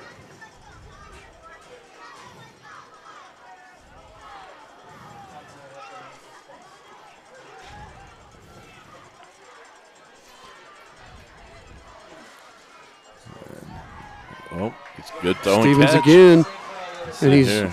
drug out by Sullivan out around the 17-yard line. See here. I mean, that was. And see, You can see their confidence growing offensively Yeah. here. what if he threw? Look at the seam. Did you see the? Oh. Did you see the No, I slot missed receiver? Watch this. Watch the slot receiver on the hash. Timeout here by the Raiders. Oh, yeah, he's all by himself. Nobody covered that. Oh, Royals took a timeout there. So, man, that. And I don't know. I don't know Brookbank's story as far as quarterback goes. I don't know how long I don't know if he was a JV quarterback last year or, how that works. I haven't had a chance to talk to him. Do want to thank our family sponsors. We appreciate their donations. And you can, if you're interested in becoming a family sponsor, it's that URL down there, www.tinyurl.com/EHRoyalPride. You want to do our trivia question? Oh, yeah, we can. We can go. Our Dave's Express Care trivia question. Last week, Landon O'Neill became the first player in Eastern Hancock history to accomplish this feat. It's kind of a wide open question. It is. There. It's very wide open. You can take it off. Last week, Landon became the first player in Eastern Hancock history to accomplish this feat. Brookbank in the gun again. Has Bowen with him. Keeps it himself up inside. Oh, he may score. Nope. Kane Sotelo knifes in. Look at that play from Sotelo. If you can replay that. Watch this effort by Kane Sotelo. Brookbank with a great run. Sotelo's the backside linebacker here. Oh, wow. I mean, he's the backside player. He was there for the jet sweep away, and his hustle tracks that down from the backside. Sherry Dowd said most receiving yards. Nope, that would be Cole. Cole has that record. Landon is the only person in Eastern Hancock history to do this. Airs straight ahead, and he powers in for the touchdown. Yep. And the Raiders get right back in. They did a nice job responding. The Royals went down and scored, and the Raiders respond, and they, again, good job by the Raiders to get themselves and back in the game. 20-13, they're going to try to tack on the extra point and make it 20-14 here. Coach Dowd, not tackles, not interceptions. I think she's just guessing things. Yeah, right? she's just like. We have, by the way, I think we have the first person to get this right. Coupon, free milkshake at Dave's Car Wash. Ooh. I think Coach Poff has those for me. There. So if you can answer this, first person to answer it gets a free milkshake at Dave's Car Wash. At the grill, Dave's Grill. At the grill, yeah. Not you can't make a milkshake through the car wash. Well, you know what I mean. Dave's Express Care. So last week, Landon O'Neill became the first player in Eastern Hancock history to do this. 2 onside kicks. Cooper Henderson recovered 3 onside kicks in a game one time.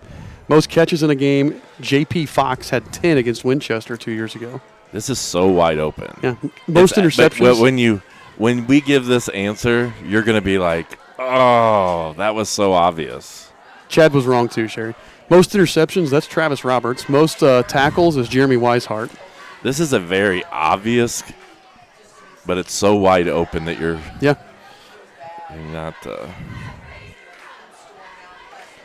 Coach Knight is texting me the answer, but I think he knows it. Yes. I think we told Coach Knight. We've discussed this before. I want somebody to get that milkshake. Oh. Yep. It's got Knights on it. And right now, I'm assuming we're on Facebook, but all of our chat messages are YouTube. Rainbow told you he's going to have a nice return. Gets it out to about the 43-yard line before he goes down. And again, the Royals just living with this great field position here. Do you want to close it and reopen it and see if it, or just leave it? I think we'll just leave it. I don't want to mess with anything. Yeah.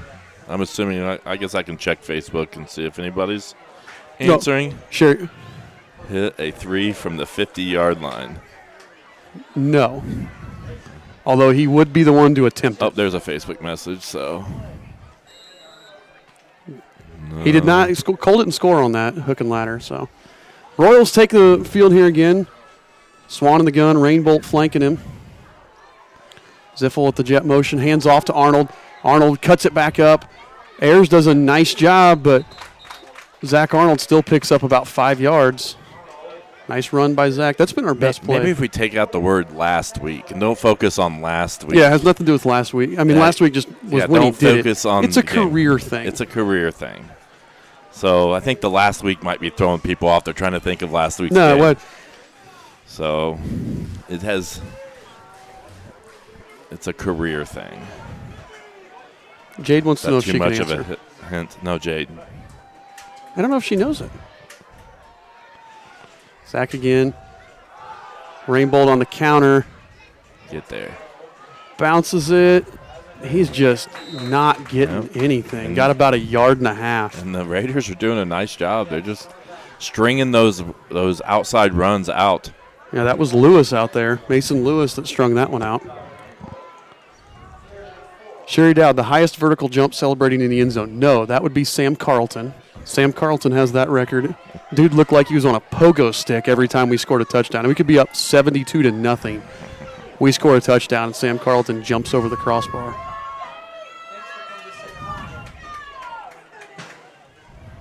Man. Zach in motion again. 3rd and 5. Swan's going to roll out. He's got Cole. Cole leaks out. First down. Yep.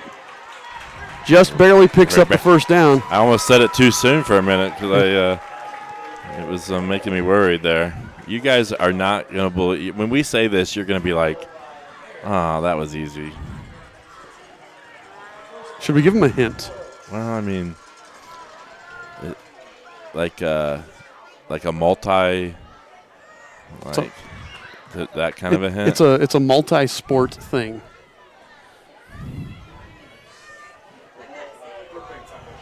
There, that's a good hint. Okay, back to this double wing formation pistol for Rainbolt. Swan, that little toss out there to Rainbolt. This has been our best outside run here. There he's Cole Rainbolt keep going. Making things happen here. He gets spun down, picks up about 14. Yes, this is what was your hint again? Multi-sport. Multi-sport accomplishment. That has been our most effective run just because it happens so quickly, and that's going to end the third quarter with the score. Eastern Hancock 20, Shenandoah 14, but the Royals are driving. Oh, Sherry's getting close. He has not scored 1,000 points in football.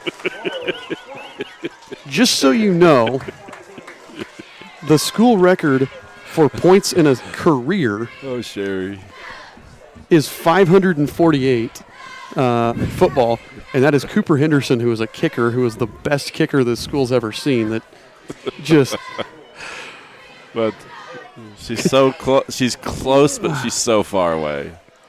I'm just thinking, Coach, that would be awesome. 1,000 points in football would be awesome. Oh.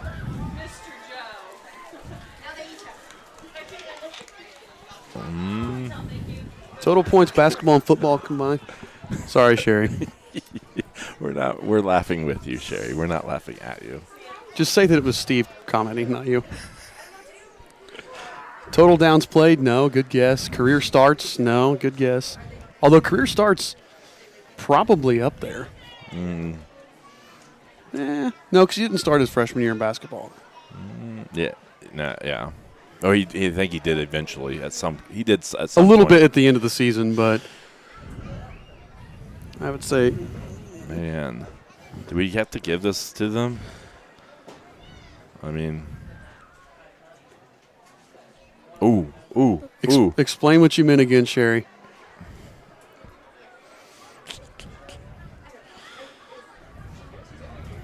She really wants that milkshake.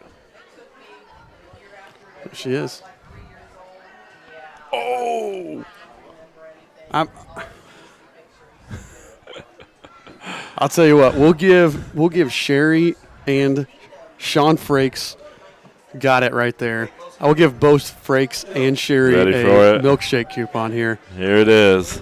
The answer is he became the first player to have 1,000 receiving yards and also score 1,000 points in basketball. Yep. The only person in Eastern Hancock history. And there's some guys, Cooper Henderson, A.J. Meggie, there's some good players there that were both good receivers and good basketball players. The basketball 1,000 list is pretty short. Yes, so it that's is. Well, football 1,000-yard list is pretty Is short. it really, So too? yeah. So Sherry and Frakes, talk to me. We'll get you guys some free coupons for milkshakes from courtesy of Dave's Express Car Wash and Grill. Good answers, though. Good answers. Swan looks to throw. He's got O'Neal, but he didn't have any time. Oh, No, he trapped it. But Don't do that, dangerous. Houston. That was really dangerous. But Pressure provided by Valenti. Second and 10. He had Landon, and I was watching Landon. I didn't see where the pressure, but he had to really work to avoid the first rusher, and then he had a second rusher coming at him, and he kind of threw it in the danger zone there. So 2nd and 10 here. Looking to pass again. he's got a scramble. There's There's nobody over there. He's all by himself. Oh, he makes a miss, and Swan's going to pick up the first down with his legs. And that's Houston just making a play But because there was nothing over there. So the last drive, we were throwing short passes. It was little stuff to the flats. It was short passes. And then now all of a sudden we're trying to drop back and throw deeper stuff, and we're just not – he doesn't have the time. We got to go – and I know we're moving the ball, but it was on that scramble. That easily could have been an 8-yard loss. We gotta get back to what worked last drive here. Swan again, 1st and 10. We'll take the pickup, the first down with his legs. Arnold in motion, hands off to Rainbolt up the middle. Rainbolt's running really hard. Yep. And you have to think, he missed 2 games there, middle of the season. You got to think he's got fresh legs. Mm-hmm. He missed weeks 5 and 6, and he's got fresh legs right now. So that's probably one of the best things for him was missing those. It's not good for him, but getting those 2 weeks off probably helped his body a lot. So again, 2nd and 4 here. Swan to throw. He's got O'Neal. He's got it. Now he's still now we're going to get a hold. It's something. We were here. Now they're going to call personal foul on them. Oh, wow. I should have hit a replay. Yeah. My bad. I was just assuming that it was a hold. Nobody wants to watch a hold. So personal foul on them. It's going to be tacked on to the end of the run. So if you're watching this on your phone, just double tap a few times on the left side of your YouTube, and you can rewatch that. You can do your own replay. So right now, the Raiders' defense has not been terrible this drive, but Swan's just keeping us alive with his legs. Right. Yeah, and this is. I was kind of happy that he was rolling to his right. Man, Yeah. I just feel like that'd be more natural, but then he went back to his left. So. But he's doing everything right now, keeping this thing alive with his legs. Ball's on what, the 8? Yes. Empty formation. Oh, bad snap. He picks it up. That might be grounding.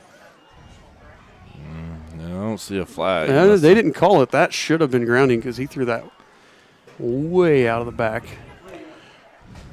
Sherry's trying to throw somebody under the bus.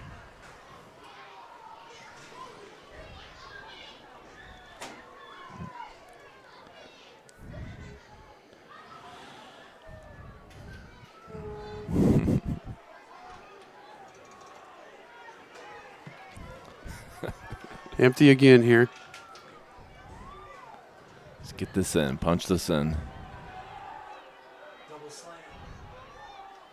Ooh. Good defense there. So what we need to do here, we ran double slants with Landon and Cole. Landon's got to run a slant corner. So slant corner, you run the slant, you take about 3 steps into the slant, and then break for the pylon in the corner. That's Houston's one of his favorite things to throw, and Landon runs it better than anybody else on this team. And we've run slant a lot down here in the red zone with Landon. That's coming. I think this is a situation, though, where we would probably attempt a field goal if we don't make this. That would make it a 9-point game. Swan's going to roll out. He's got receivers everywhere. Oh, he throws Goes back to Cole. And Cole's going to be down on about looks like the 2. so let's see if I got that or not. Replay. Because it's going to be 4th down. And so, it's interesting here. A field goal would make it a 9-point game. I would. Knowing Redmond, I kicked the field goal with Redmond. Right. I trust Redmond here. It looks like they're going to run the clock down and call timeout. Because it makes it a 2-score game. It makes it a 2-score game, and but you're also, you're on the 2-yard line. So if you don't make it, you're still putting Shenandoah in a position they can't. A tough situation. I say I kick the field goal. You know me. I go for it. Yeah. But yeah. The thing is this. Me as a coach, I'm going to go for that. I'm going to talk to my team right now, and I'm going to say, I have so much faith in you. This is why we're doing it. Yeah. I go for it in those situations because you're sending a message to your team when you do that you're tougher, you're stronger, you're more, You're sending that message to your team. Now, I know the math tells us we should kick the field goal, go up by 2 scores. Yes. But that's just me. I'm a message guy. Right. And this is this is not a bad choice either because, like you said, that you make this, you put them in the you put them in a situation where they got to score twice here. This is an interesting hash, too. We're on the left hash. I don't know. I can't remember. It's for a right-footed kicker. This should be better. This should be better. Yeah. So, high school's such a hard angle. Are they going to kick it, or are they going to? Yeah, they are going to kick it. You could fake it here. I don't fake it because, again, like I said, for me, if I'm going to go for the touchdown, I'm sending that message, and I don't think they're going to fake it with Smitty as the holder either. And I don't want to mention it. I'll be quiet. So Redmond here looks to be about a 23-yard field goal. They roughed him. He missed it, but they roughed him. They roughed the kicker. Their flag on the play. And he's going to get another shot at it. Is that a first down, though? No automatic first downs in football, in high school football. Running into the kicker. Half the distance to the goal. And that's just... Now what do you do from the 1? I still go for it, but... Well, I couldn't really see. He got knocked over earlier in the game. Had 2 people on him, and I think they didn't call it. And I'm sure they were in the ref's ear about that. Yeah, because they literally had 2 laying on top of him earlier. Oh, he did take his legs out there. Mm-hmm. They only called running into the kicker. That should have been roughing. Offense is coming back out on the field. So now should be. So now, again, if you get it, now you make it still a 2-score game, but it's a much harder 2-score game. And if you don't get it, you make them drive 99 yards. Right. Rainbowed up the middle. I'm putting the ball in Cole or Houston's hands. Yes. And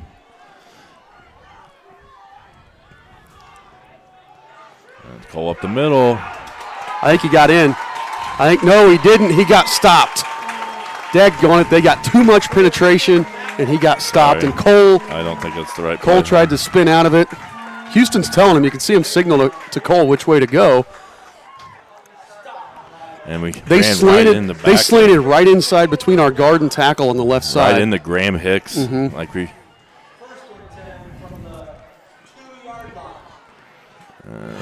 Yep. So that's tough. So 9:43 to go, but again, now you're trying to get safety. Yeah.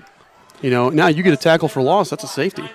And the Raiders now looking for a chance now, a drive to possibly take the lead. Somebody's cramping over there on the sideline. I can't tell who that is. Brookbank to Ayers. Not a whole lot there. No, he came out the other end, though. Yeah. He got it out to about the 6, so he picks up about 4. And in this situation, any yardage positive is good. For them, not for us, but Yeah. Sherry Dowd asked if she would get to drink the milkshake in the car wash. I would assume they would let you drink it in the car wash. There's probably some safety concerns there. Roll your windows down. Frakes, you can get a hold of us too for the free coupon. 2nd and 6. Brookbank's going to keep it himself. Not a lot there. Good job by the Royals to stop it up, and he only picks up about a yard. It's going to make it 3rd and 5. You get a stop here. It's a big play, and all that doesn't really matter. And we've shown their punt team. They had one good punt, but they dropped the ball on another one. They got one blocked. They've had some issues. They gave him another yard there, so call it 3rd and 4.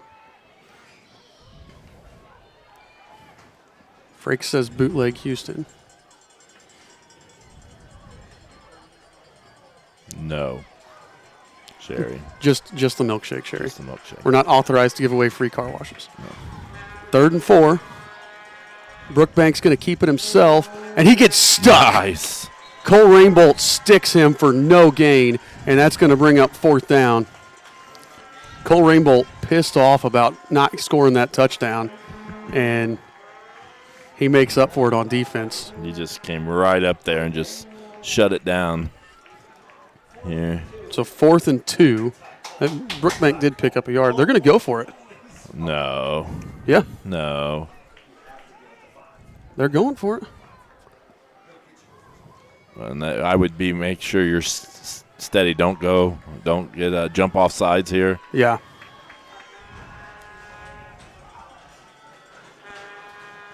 Yep. Yeah, that's what they were doing, is just trying to draw us off sides. So timeout Shenandoah. I think each team's used one timeout now.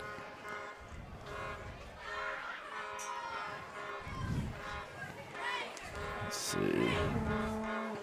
Here we go. There's a Dave's Express Care Car Wash. Timeout. It's a double barrel Oh, timeout. sorry. We'll do both. Sorry. Dave's Express Care Car Wash halftime. Timeout. 2022 CFP Indianapolis. You know, I think our fan of the game, we don't have a camera to get the fan. I think our fan of the game is Bobby Cox.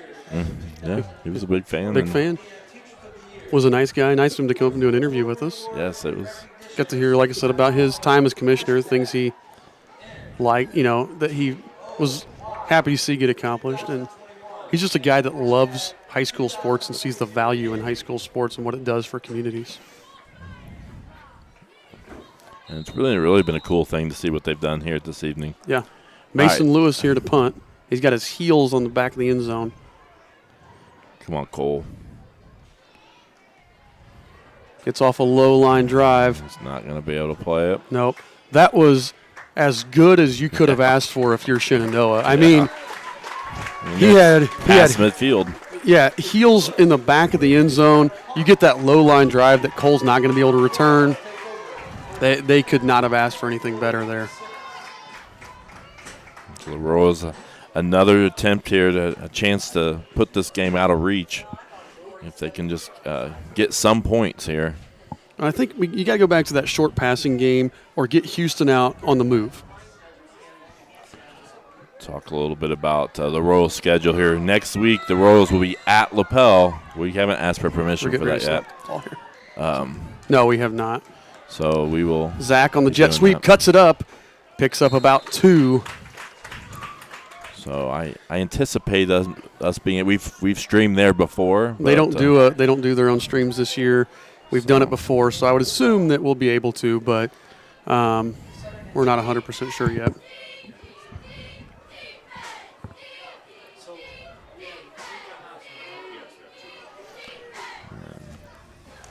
There's 63 David Moore, a senior, kind of hobbling off there. I think it looks like he twisted an ankle.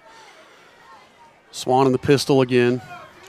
Double wings with Sotelo and Riggs. Sotelo goes in motion, tosses it out there to Rainbolt.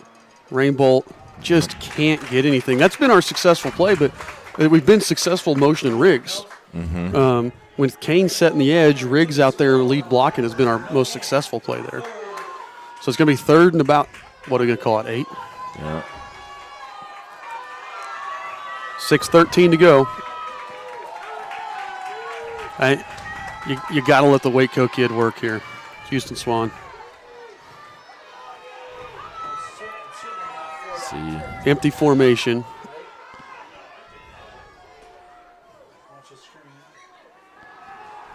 Got time. Oh, he got hit. That was early. Landon. Oh. I thought he got hit. I thought he before. caught that. And I also thought he got hit. Unless feet were already out of bounds, which we can't see from this angle. He did get hit early, you're right. I feel like he got hit before the ball actually got to him.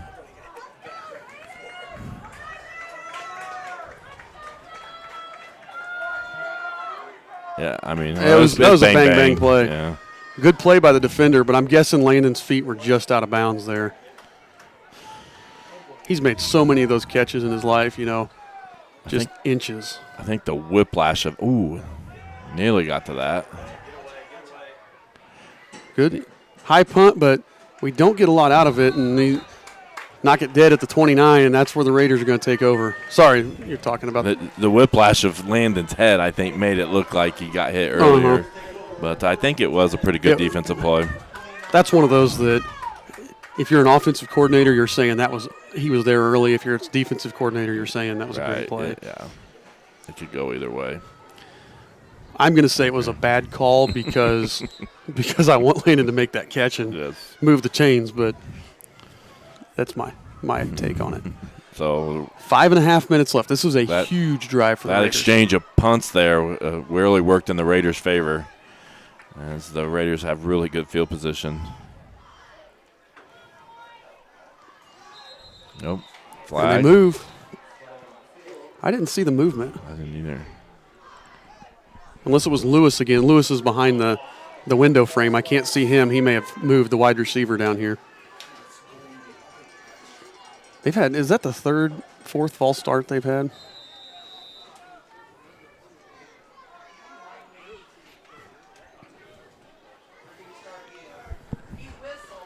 Royals lead by 6 here. Defense needs to come up big here. Yep. They played pretty well most of the game here.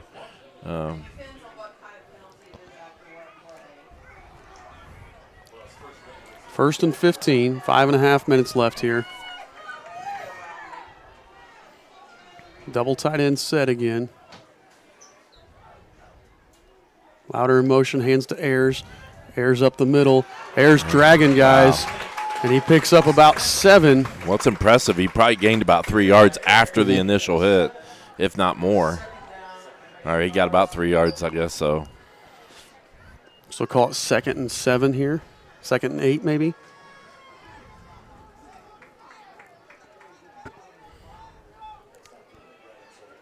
Do want to thank everybody watching. Our numbers keep going up, so appreciate everybody watching on all of our platforms.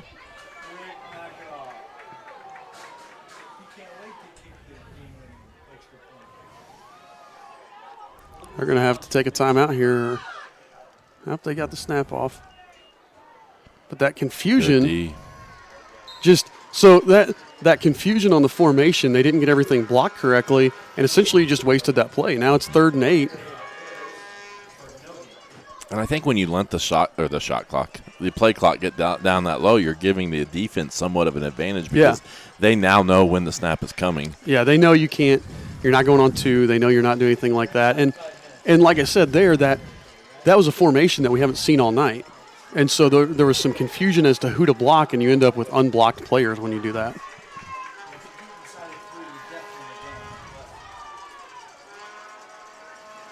Brookbank again. Stolen.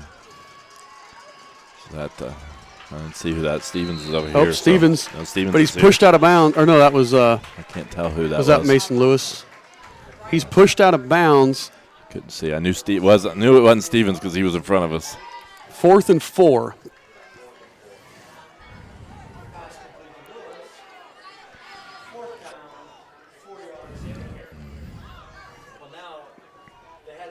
And see, so that's where that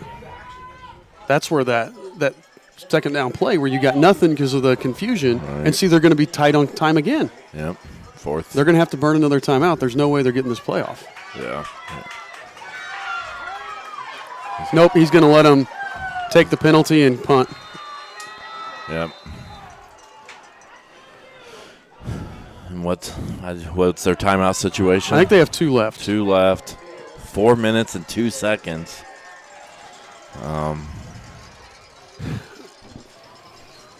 And that's where I think the inexperience. Now I feel like they're pretty confident that they can stop our running game. Yeah. So that might be where this decision's coming from. Although we can still pass. If we're going to pass, it has to be hitches, bubbles, or Houston booting out, where Houston can run or do something, go down there. And now they've got a player coming on late. Again, the confusion for the Raiders really hindering them right now. Oh, it's blocked again. Oh, it hit that Royal. Good hustle there by Tincher. Because that hit Voles, and Tincher's hustle got that thing back for the the Royals, and the Raiders couldn't quite jump on it. Sorry. Going though. So here it is. I think the Raiders were missing a guy. I think they only had 10 there. It hit Voles, and now what? What? Not sure what's wrong. I don't either. But they still only have 10. Now they have 11. This has been. So Royals get a huge break there. Yeah, I think they only had 10, and then it hits. So we blocked it, and then it hits. It hits Voles. Split backs with Swan. 3 on the play clock. They give it to Rainbolt up the middle. Oh, he breaks. 9-yard gain or 8-yard gain. They blitzed. He picks up about 8. Royals are going to go pretty slow here. Yep. No hurry.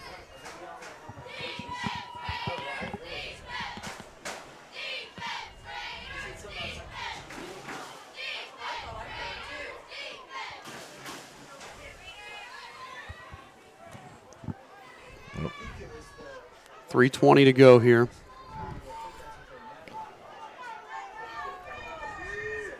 Got to keep getting first downs. Give it to Rainbolt. On the counter, he picks up the first down, then he gets drilled. And we've had a couple of our best running plays there back-to-back that we've had this evening. At the crucial time, too. 3:06 here. Another first down will all but sink this Raider team. Just they don't have the quick strike ability. They're probably going to have to use their timeouts here on this drive. So if we can pick up another first down, it's pretty much game over.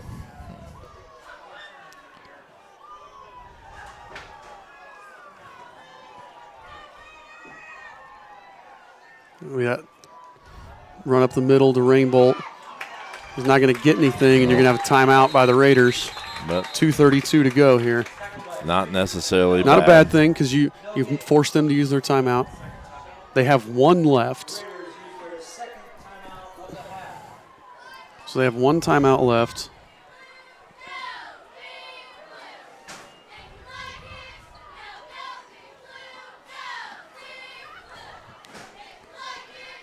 Just to reiterate what's at stake here, this is a Mid-Eastern Conference matchup. Whoever wins this has a chance. If the Raiders win, then they go head-to-head with Monroe Central for all the marbles next week. If the Royals win, then they're going to sit back and watch the Raiders and Golden Bears go at it next week and see who. Really, either way, the Raiders next week matters for them. Yeah. Either way, so the conference comes down to next week, whether they win or lose tonight. If they win tonight, then they're either first or second. If they lose tonight, then they're either tied for first or third. Yep. 2.5 minutes left here. Royals lead by 6. Split backs, Rainbolt and Arnold in the backfield with Swan. They give us to Arnold. He cuts back, nothing there. He does, well, he finds a little bit of room. Nice push by the left side of the offensive line. Raiders are down to their I had someone ask about the timeouts. That was their last one right there. They just used their last timeout right there. And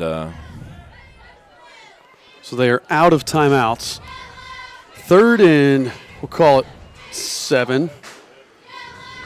So now, if you are the Royals, let's say you just run the ball, okay? Let's say we just run it and don't pick up the first down.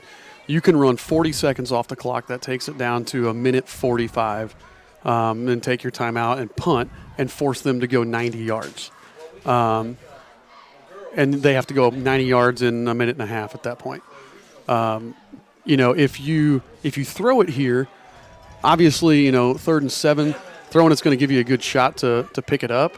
But if you throw it, it has to be something smart because an incomplete pass stops the clock and gives them an extra 45 seconds or so in the game to work with. So I think you're going to see a run here with Rainbolt, if I had to guess, or a really safe pass. Nope, they're going to run to Rainbolt. He's not going to pick up the first down, but that's okay because that's going to run the clock. Royals will probably – actually, if I'm them, I take the penalty. They're just going to take a delay game penalty here.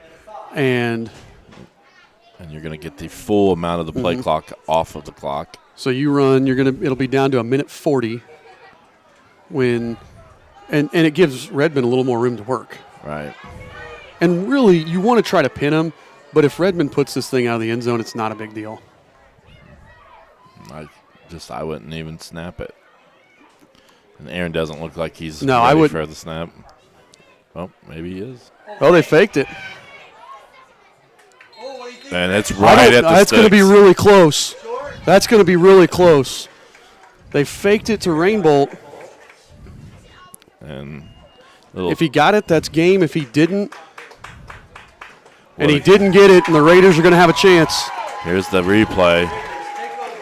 He was tackled there by Ayers. Ayers made the tackle. So that kept it. That's an interesting spot to go for it because if you're Shenandoah, you're there selling out to stop the fake. You just have one guy back to make sure he doesn't get down on the one.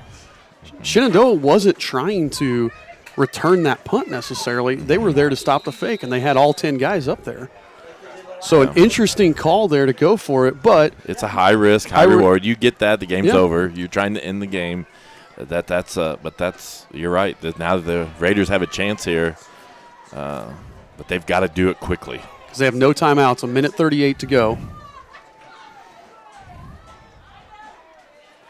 Brookbank back to throw, being chased, fumbles it. Oh. And Riggs recovered it, and that's going to be game. That'll be it. See if we can get that replay. Evan Arthur and Caden Nation got him. Riggs recovered the fumble.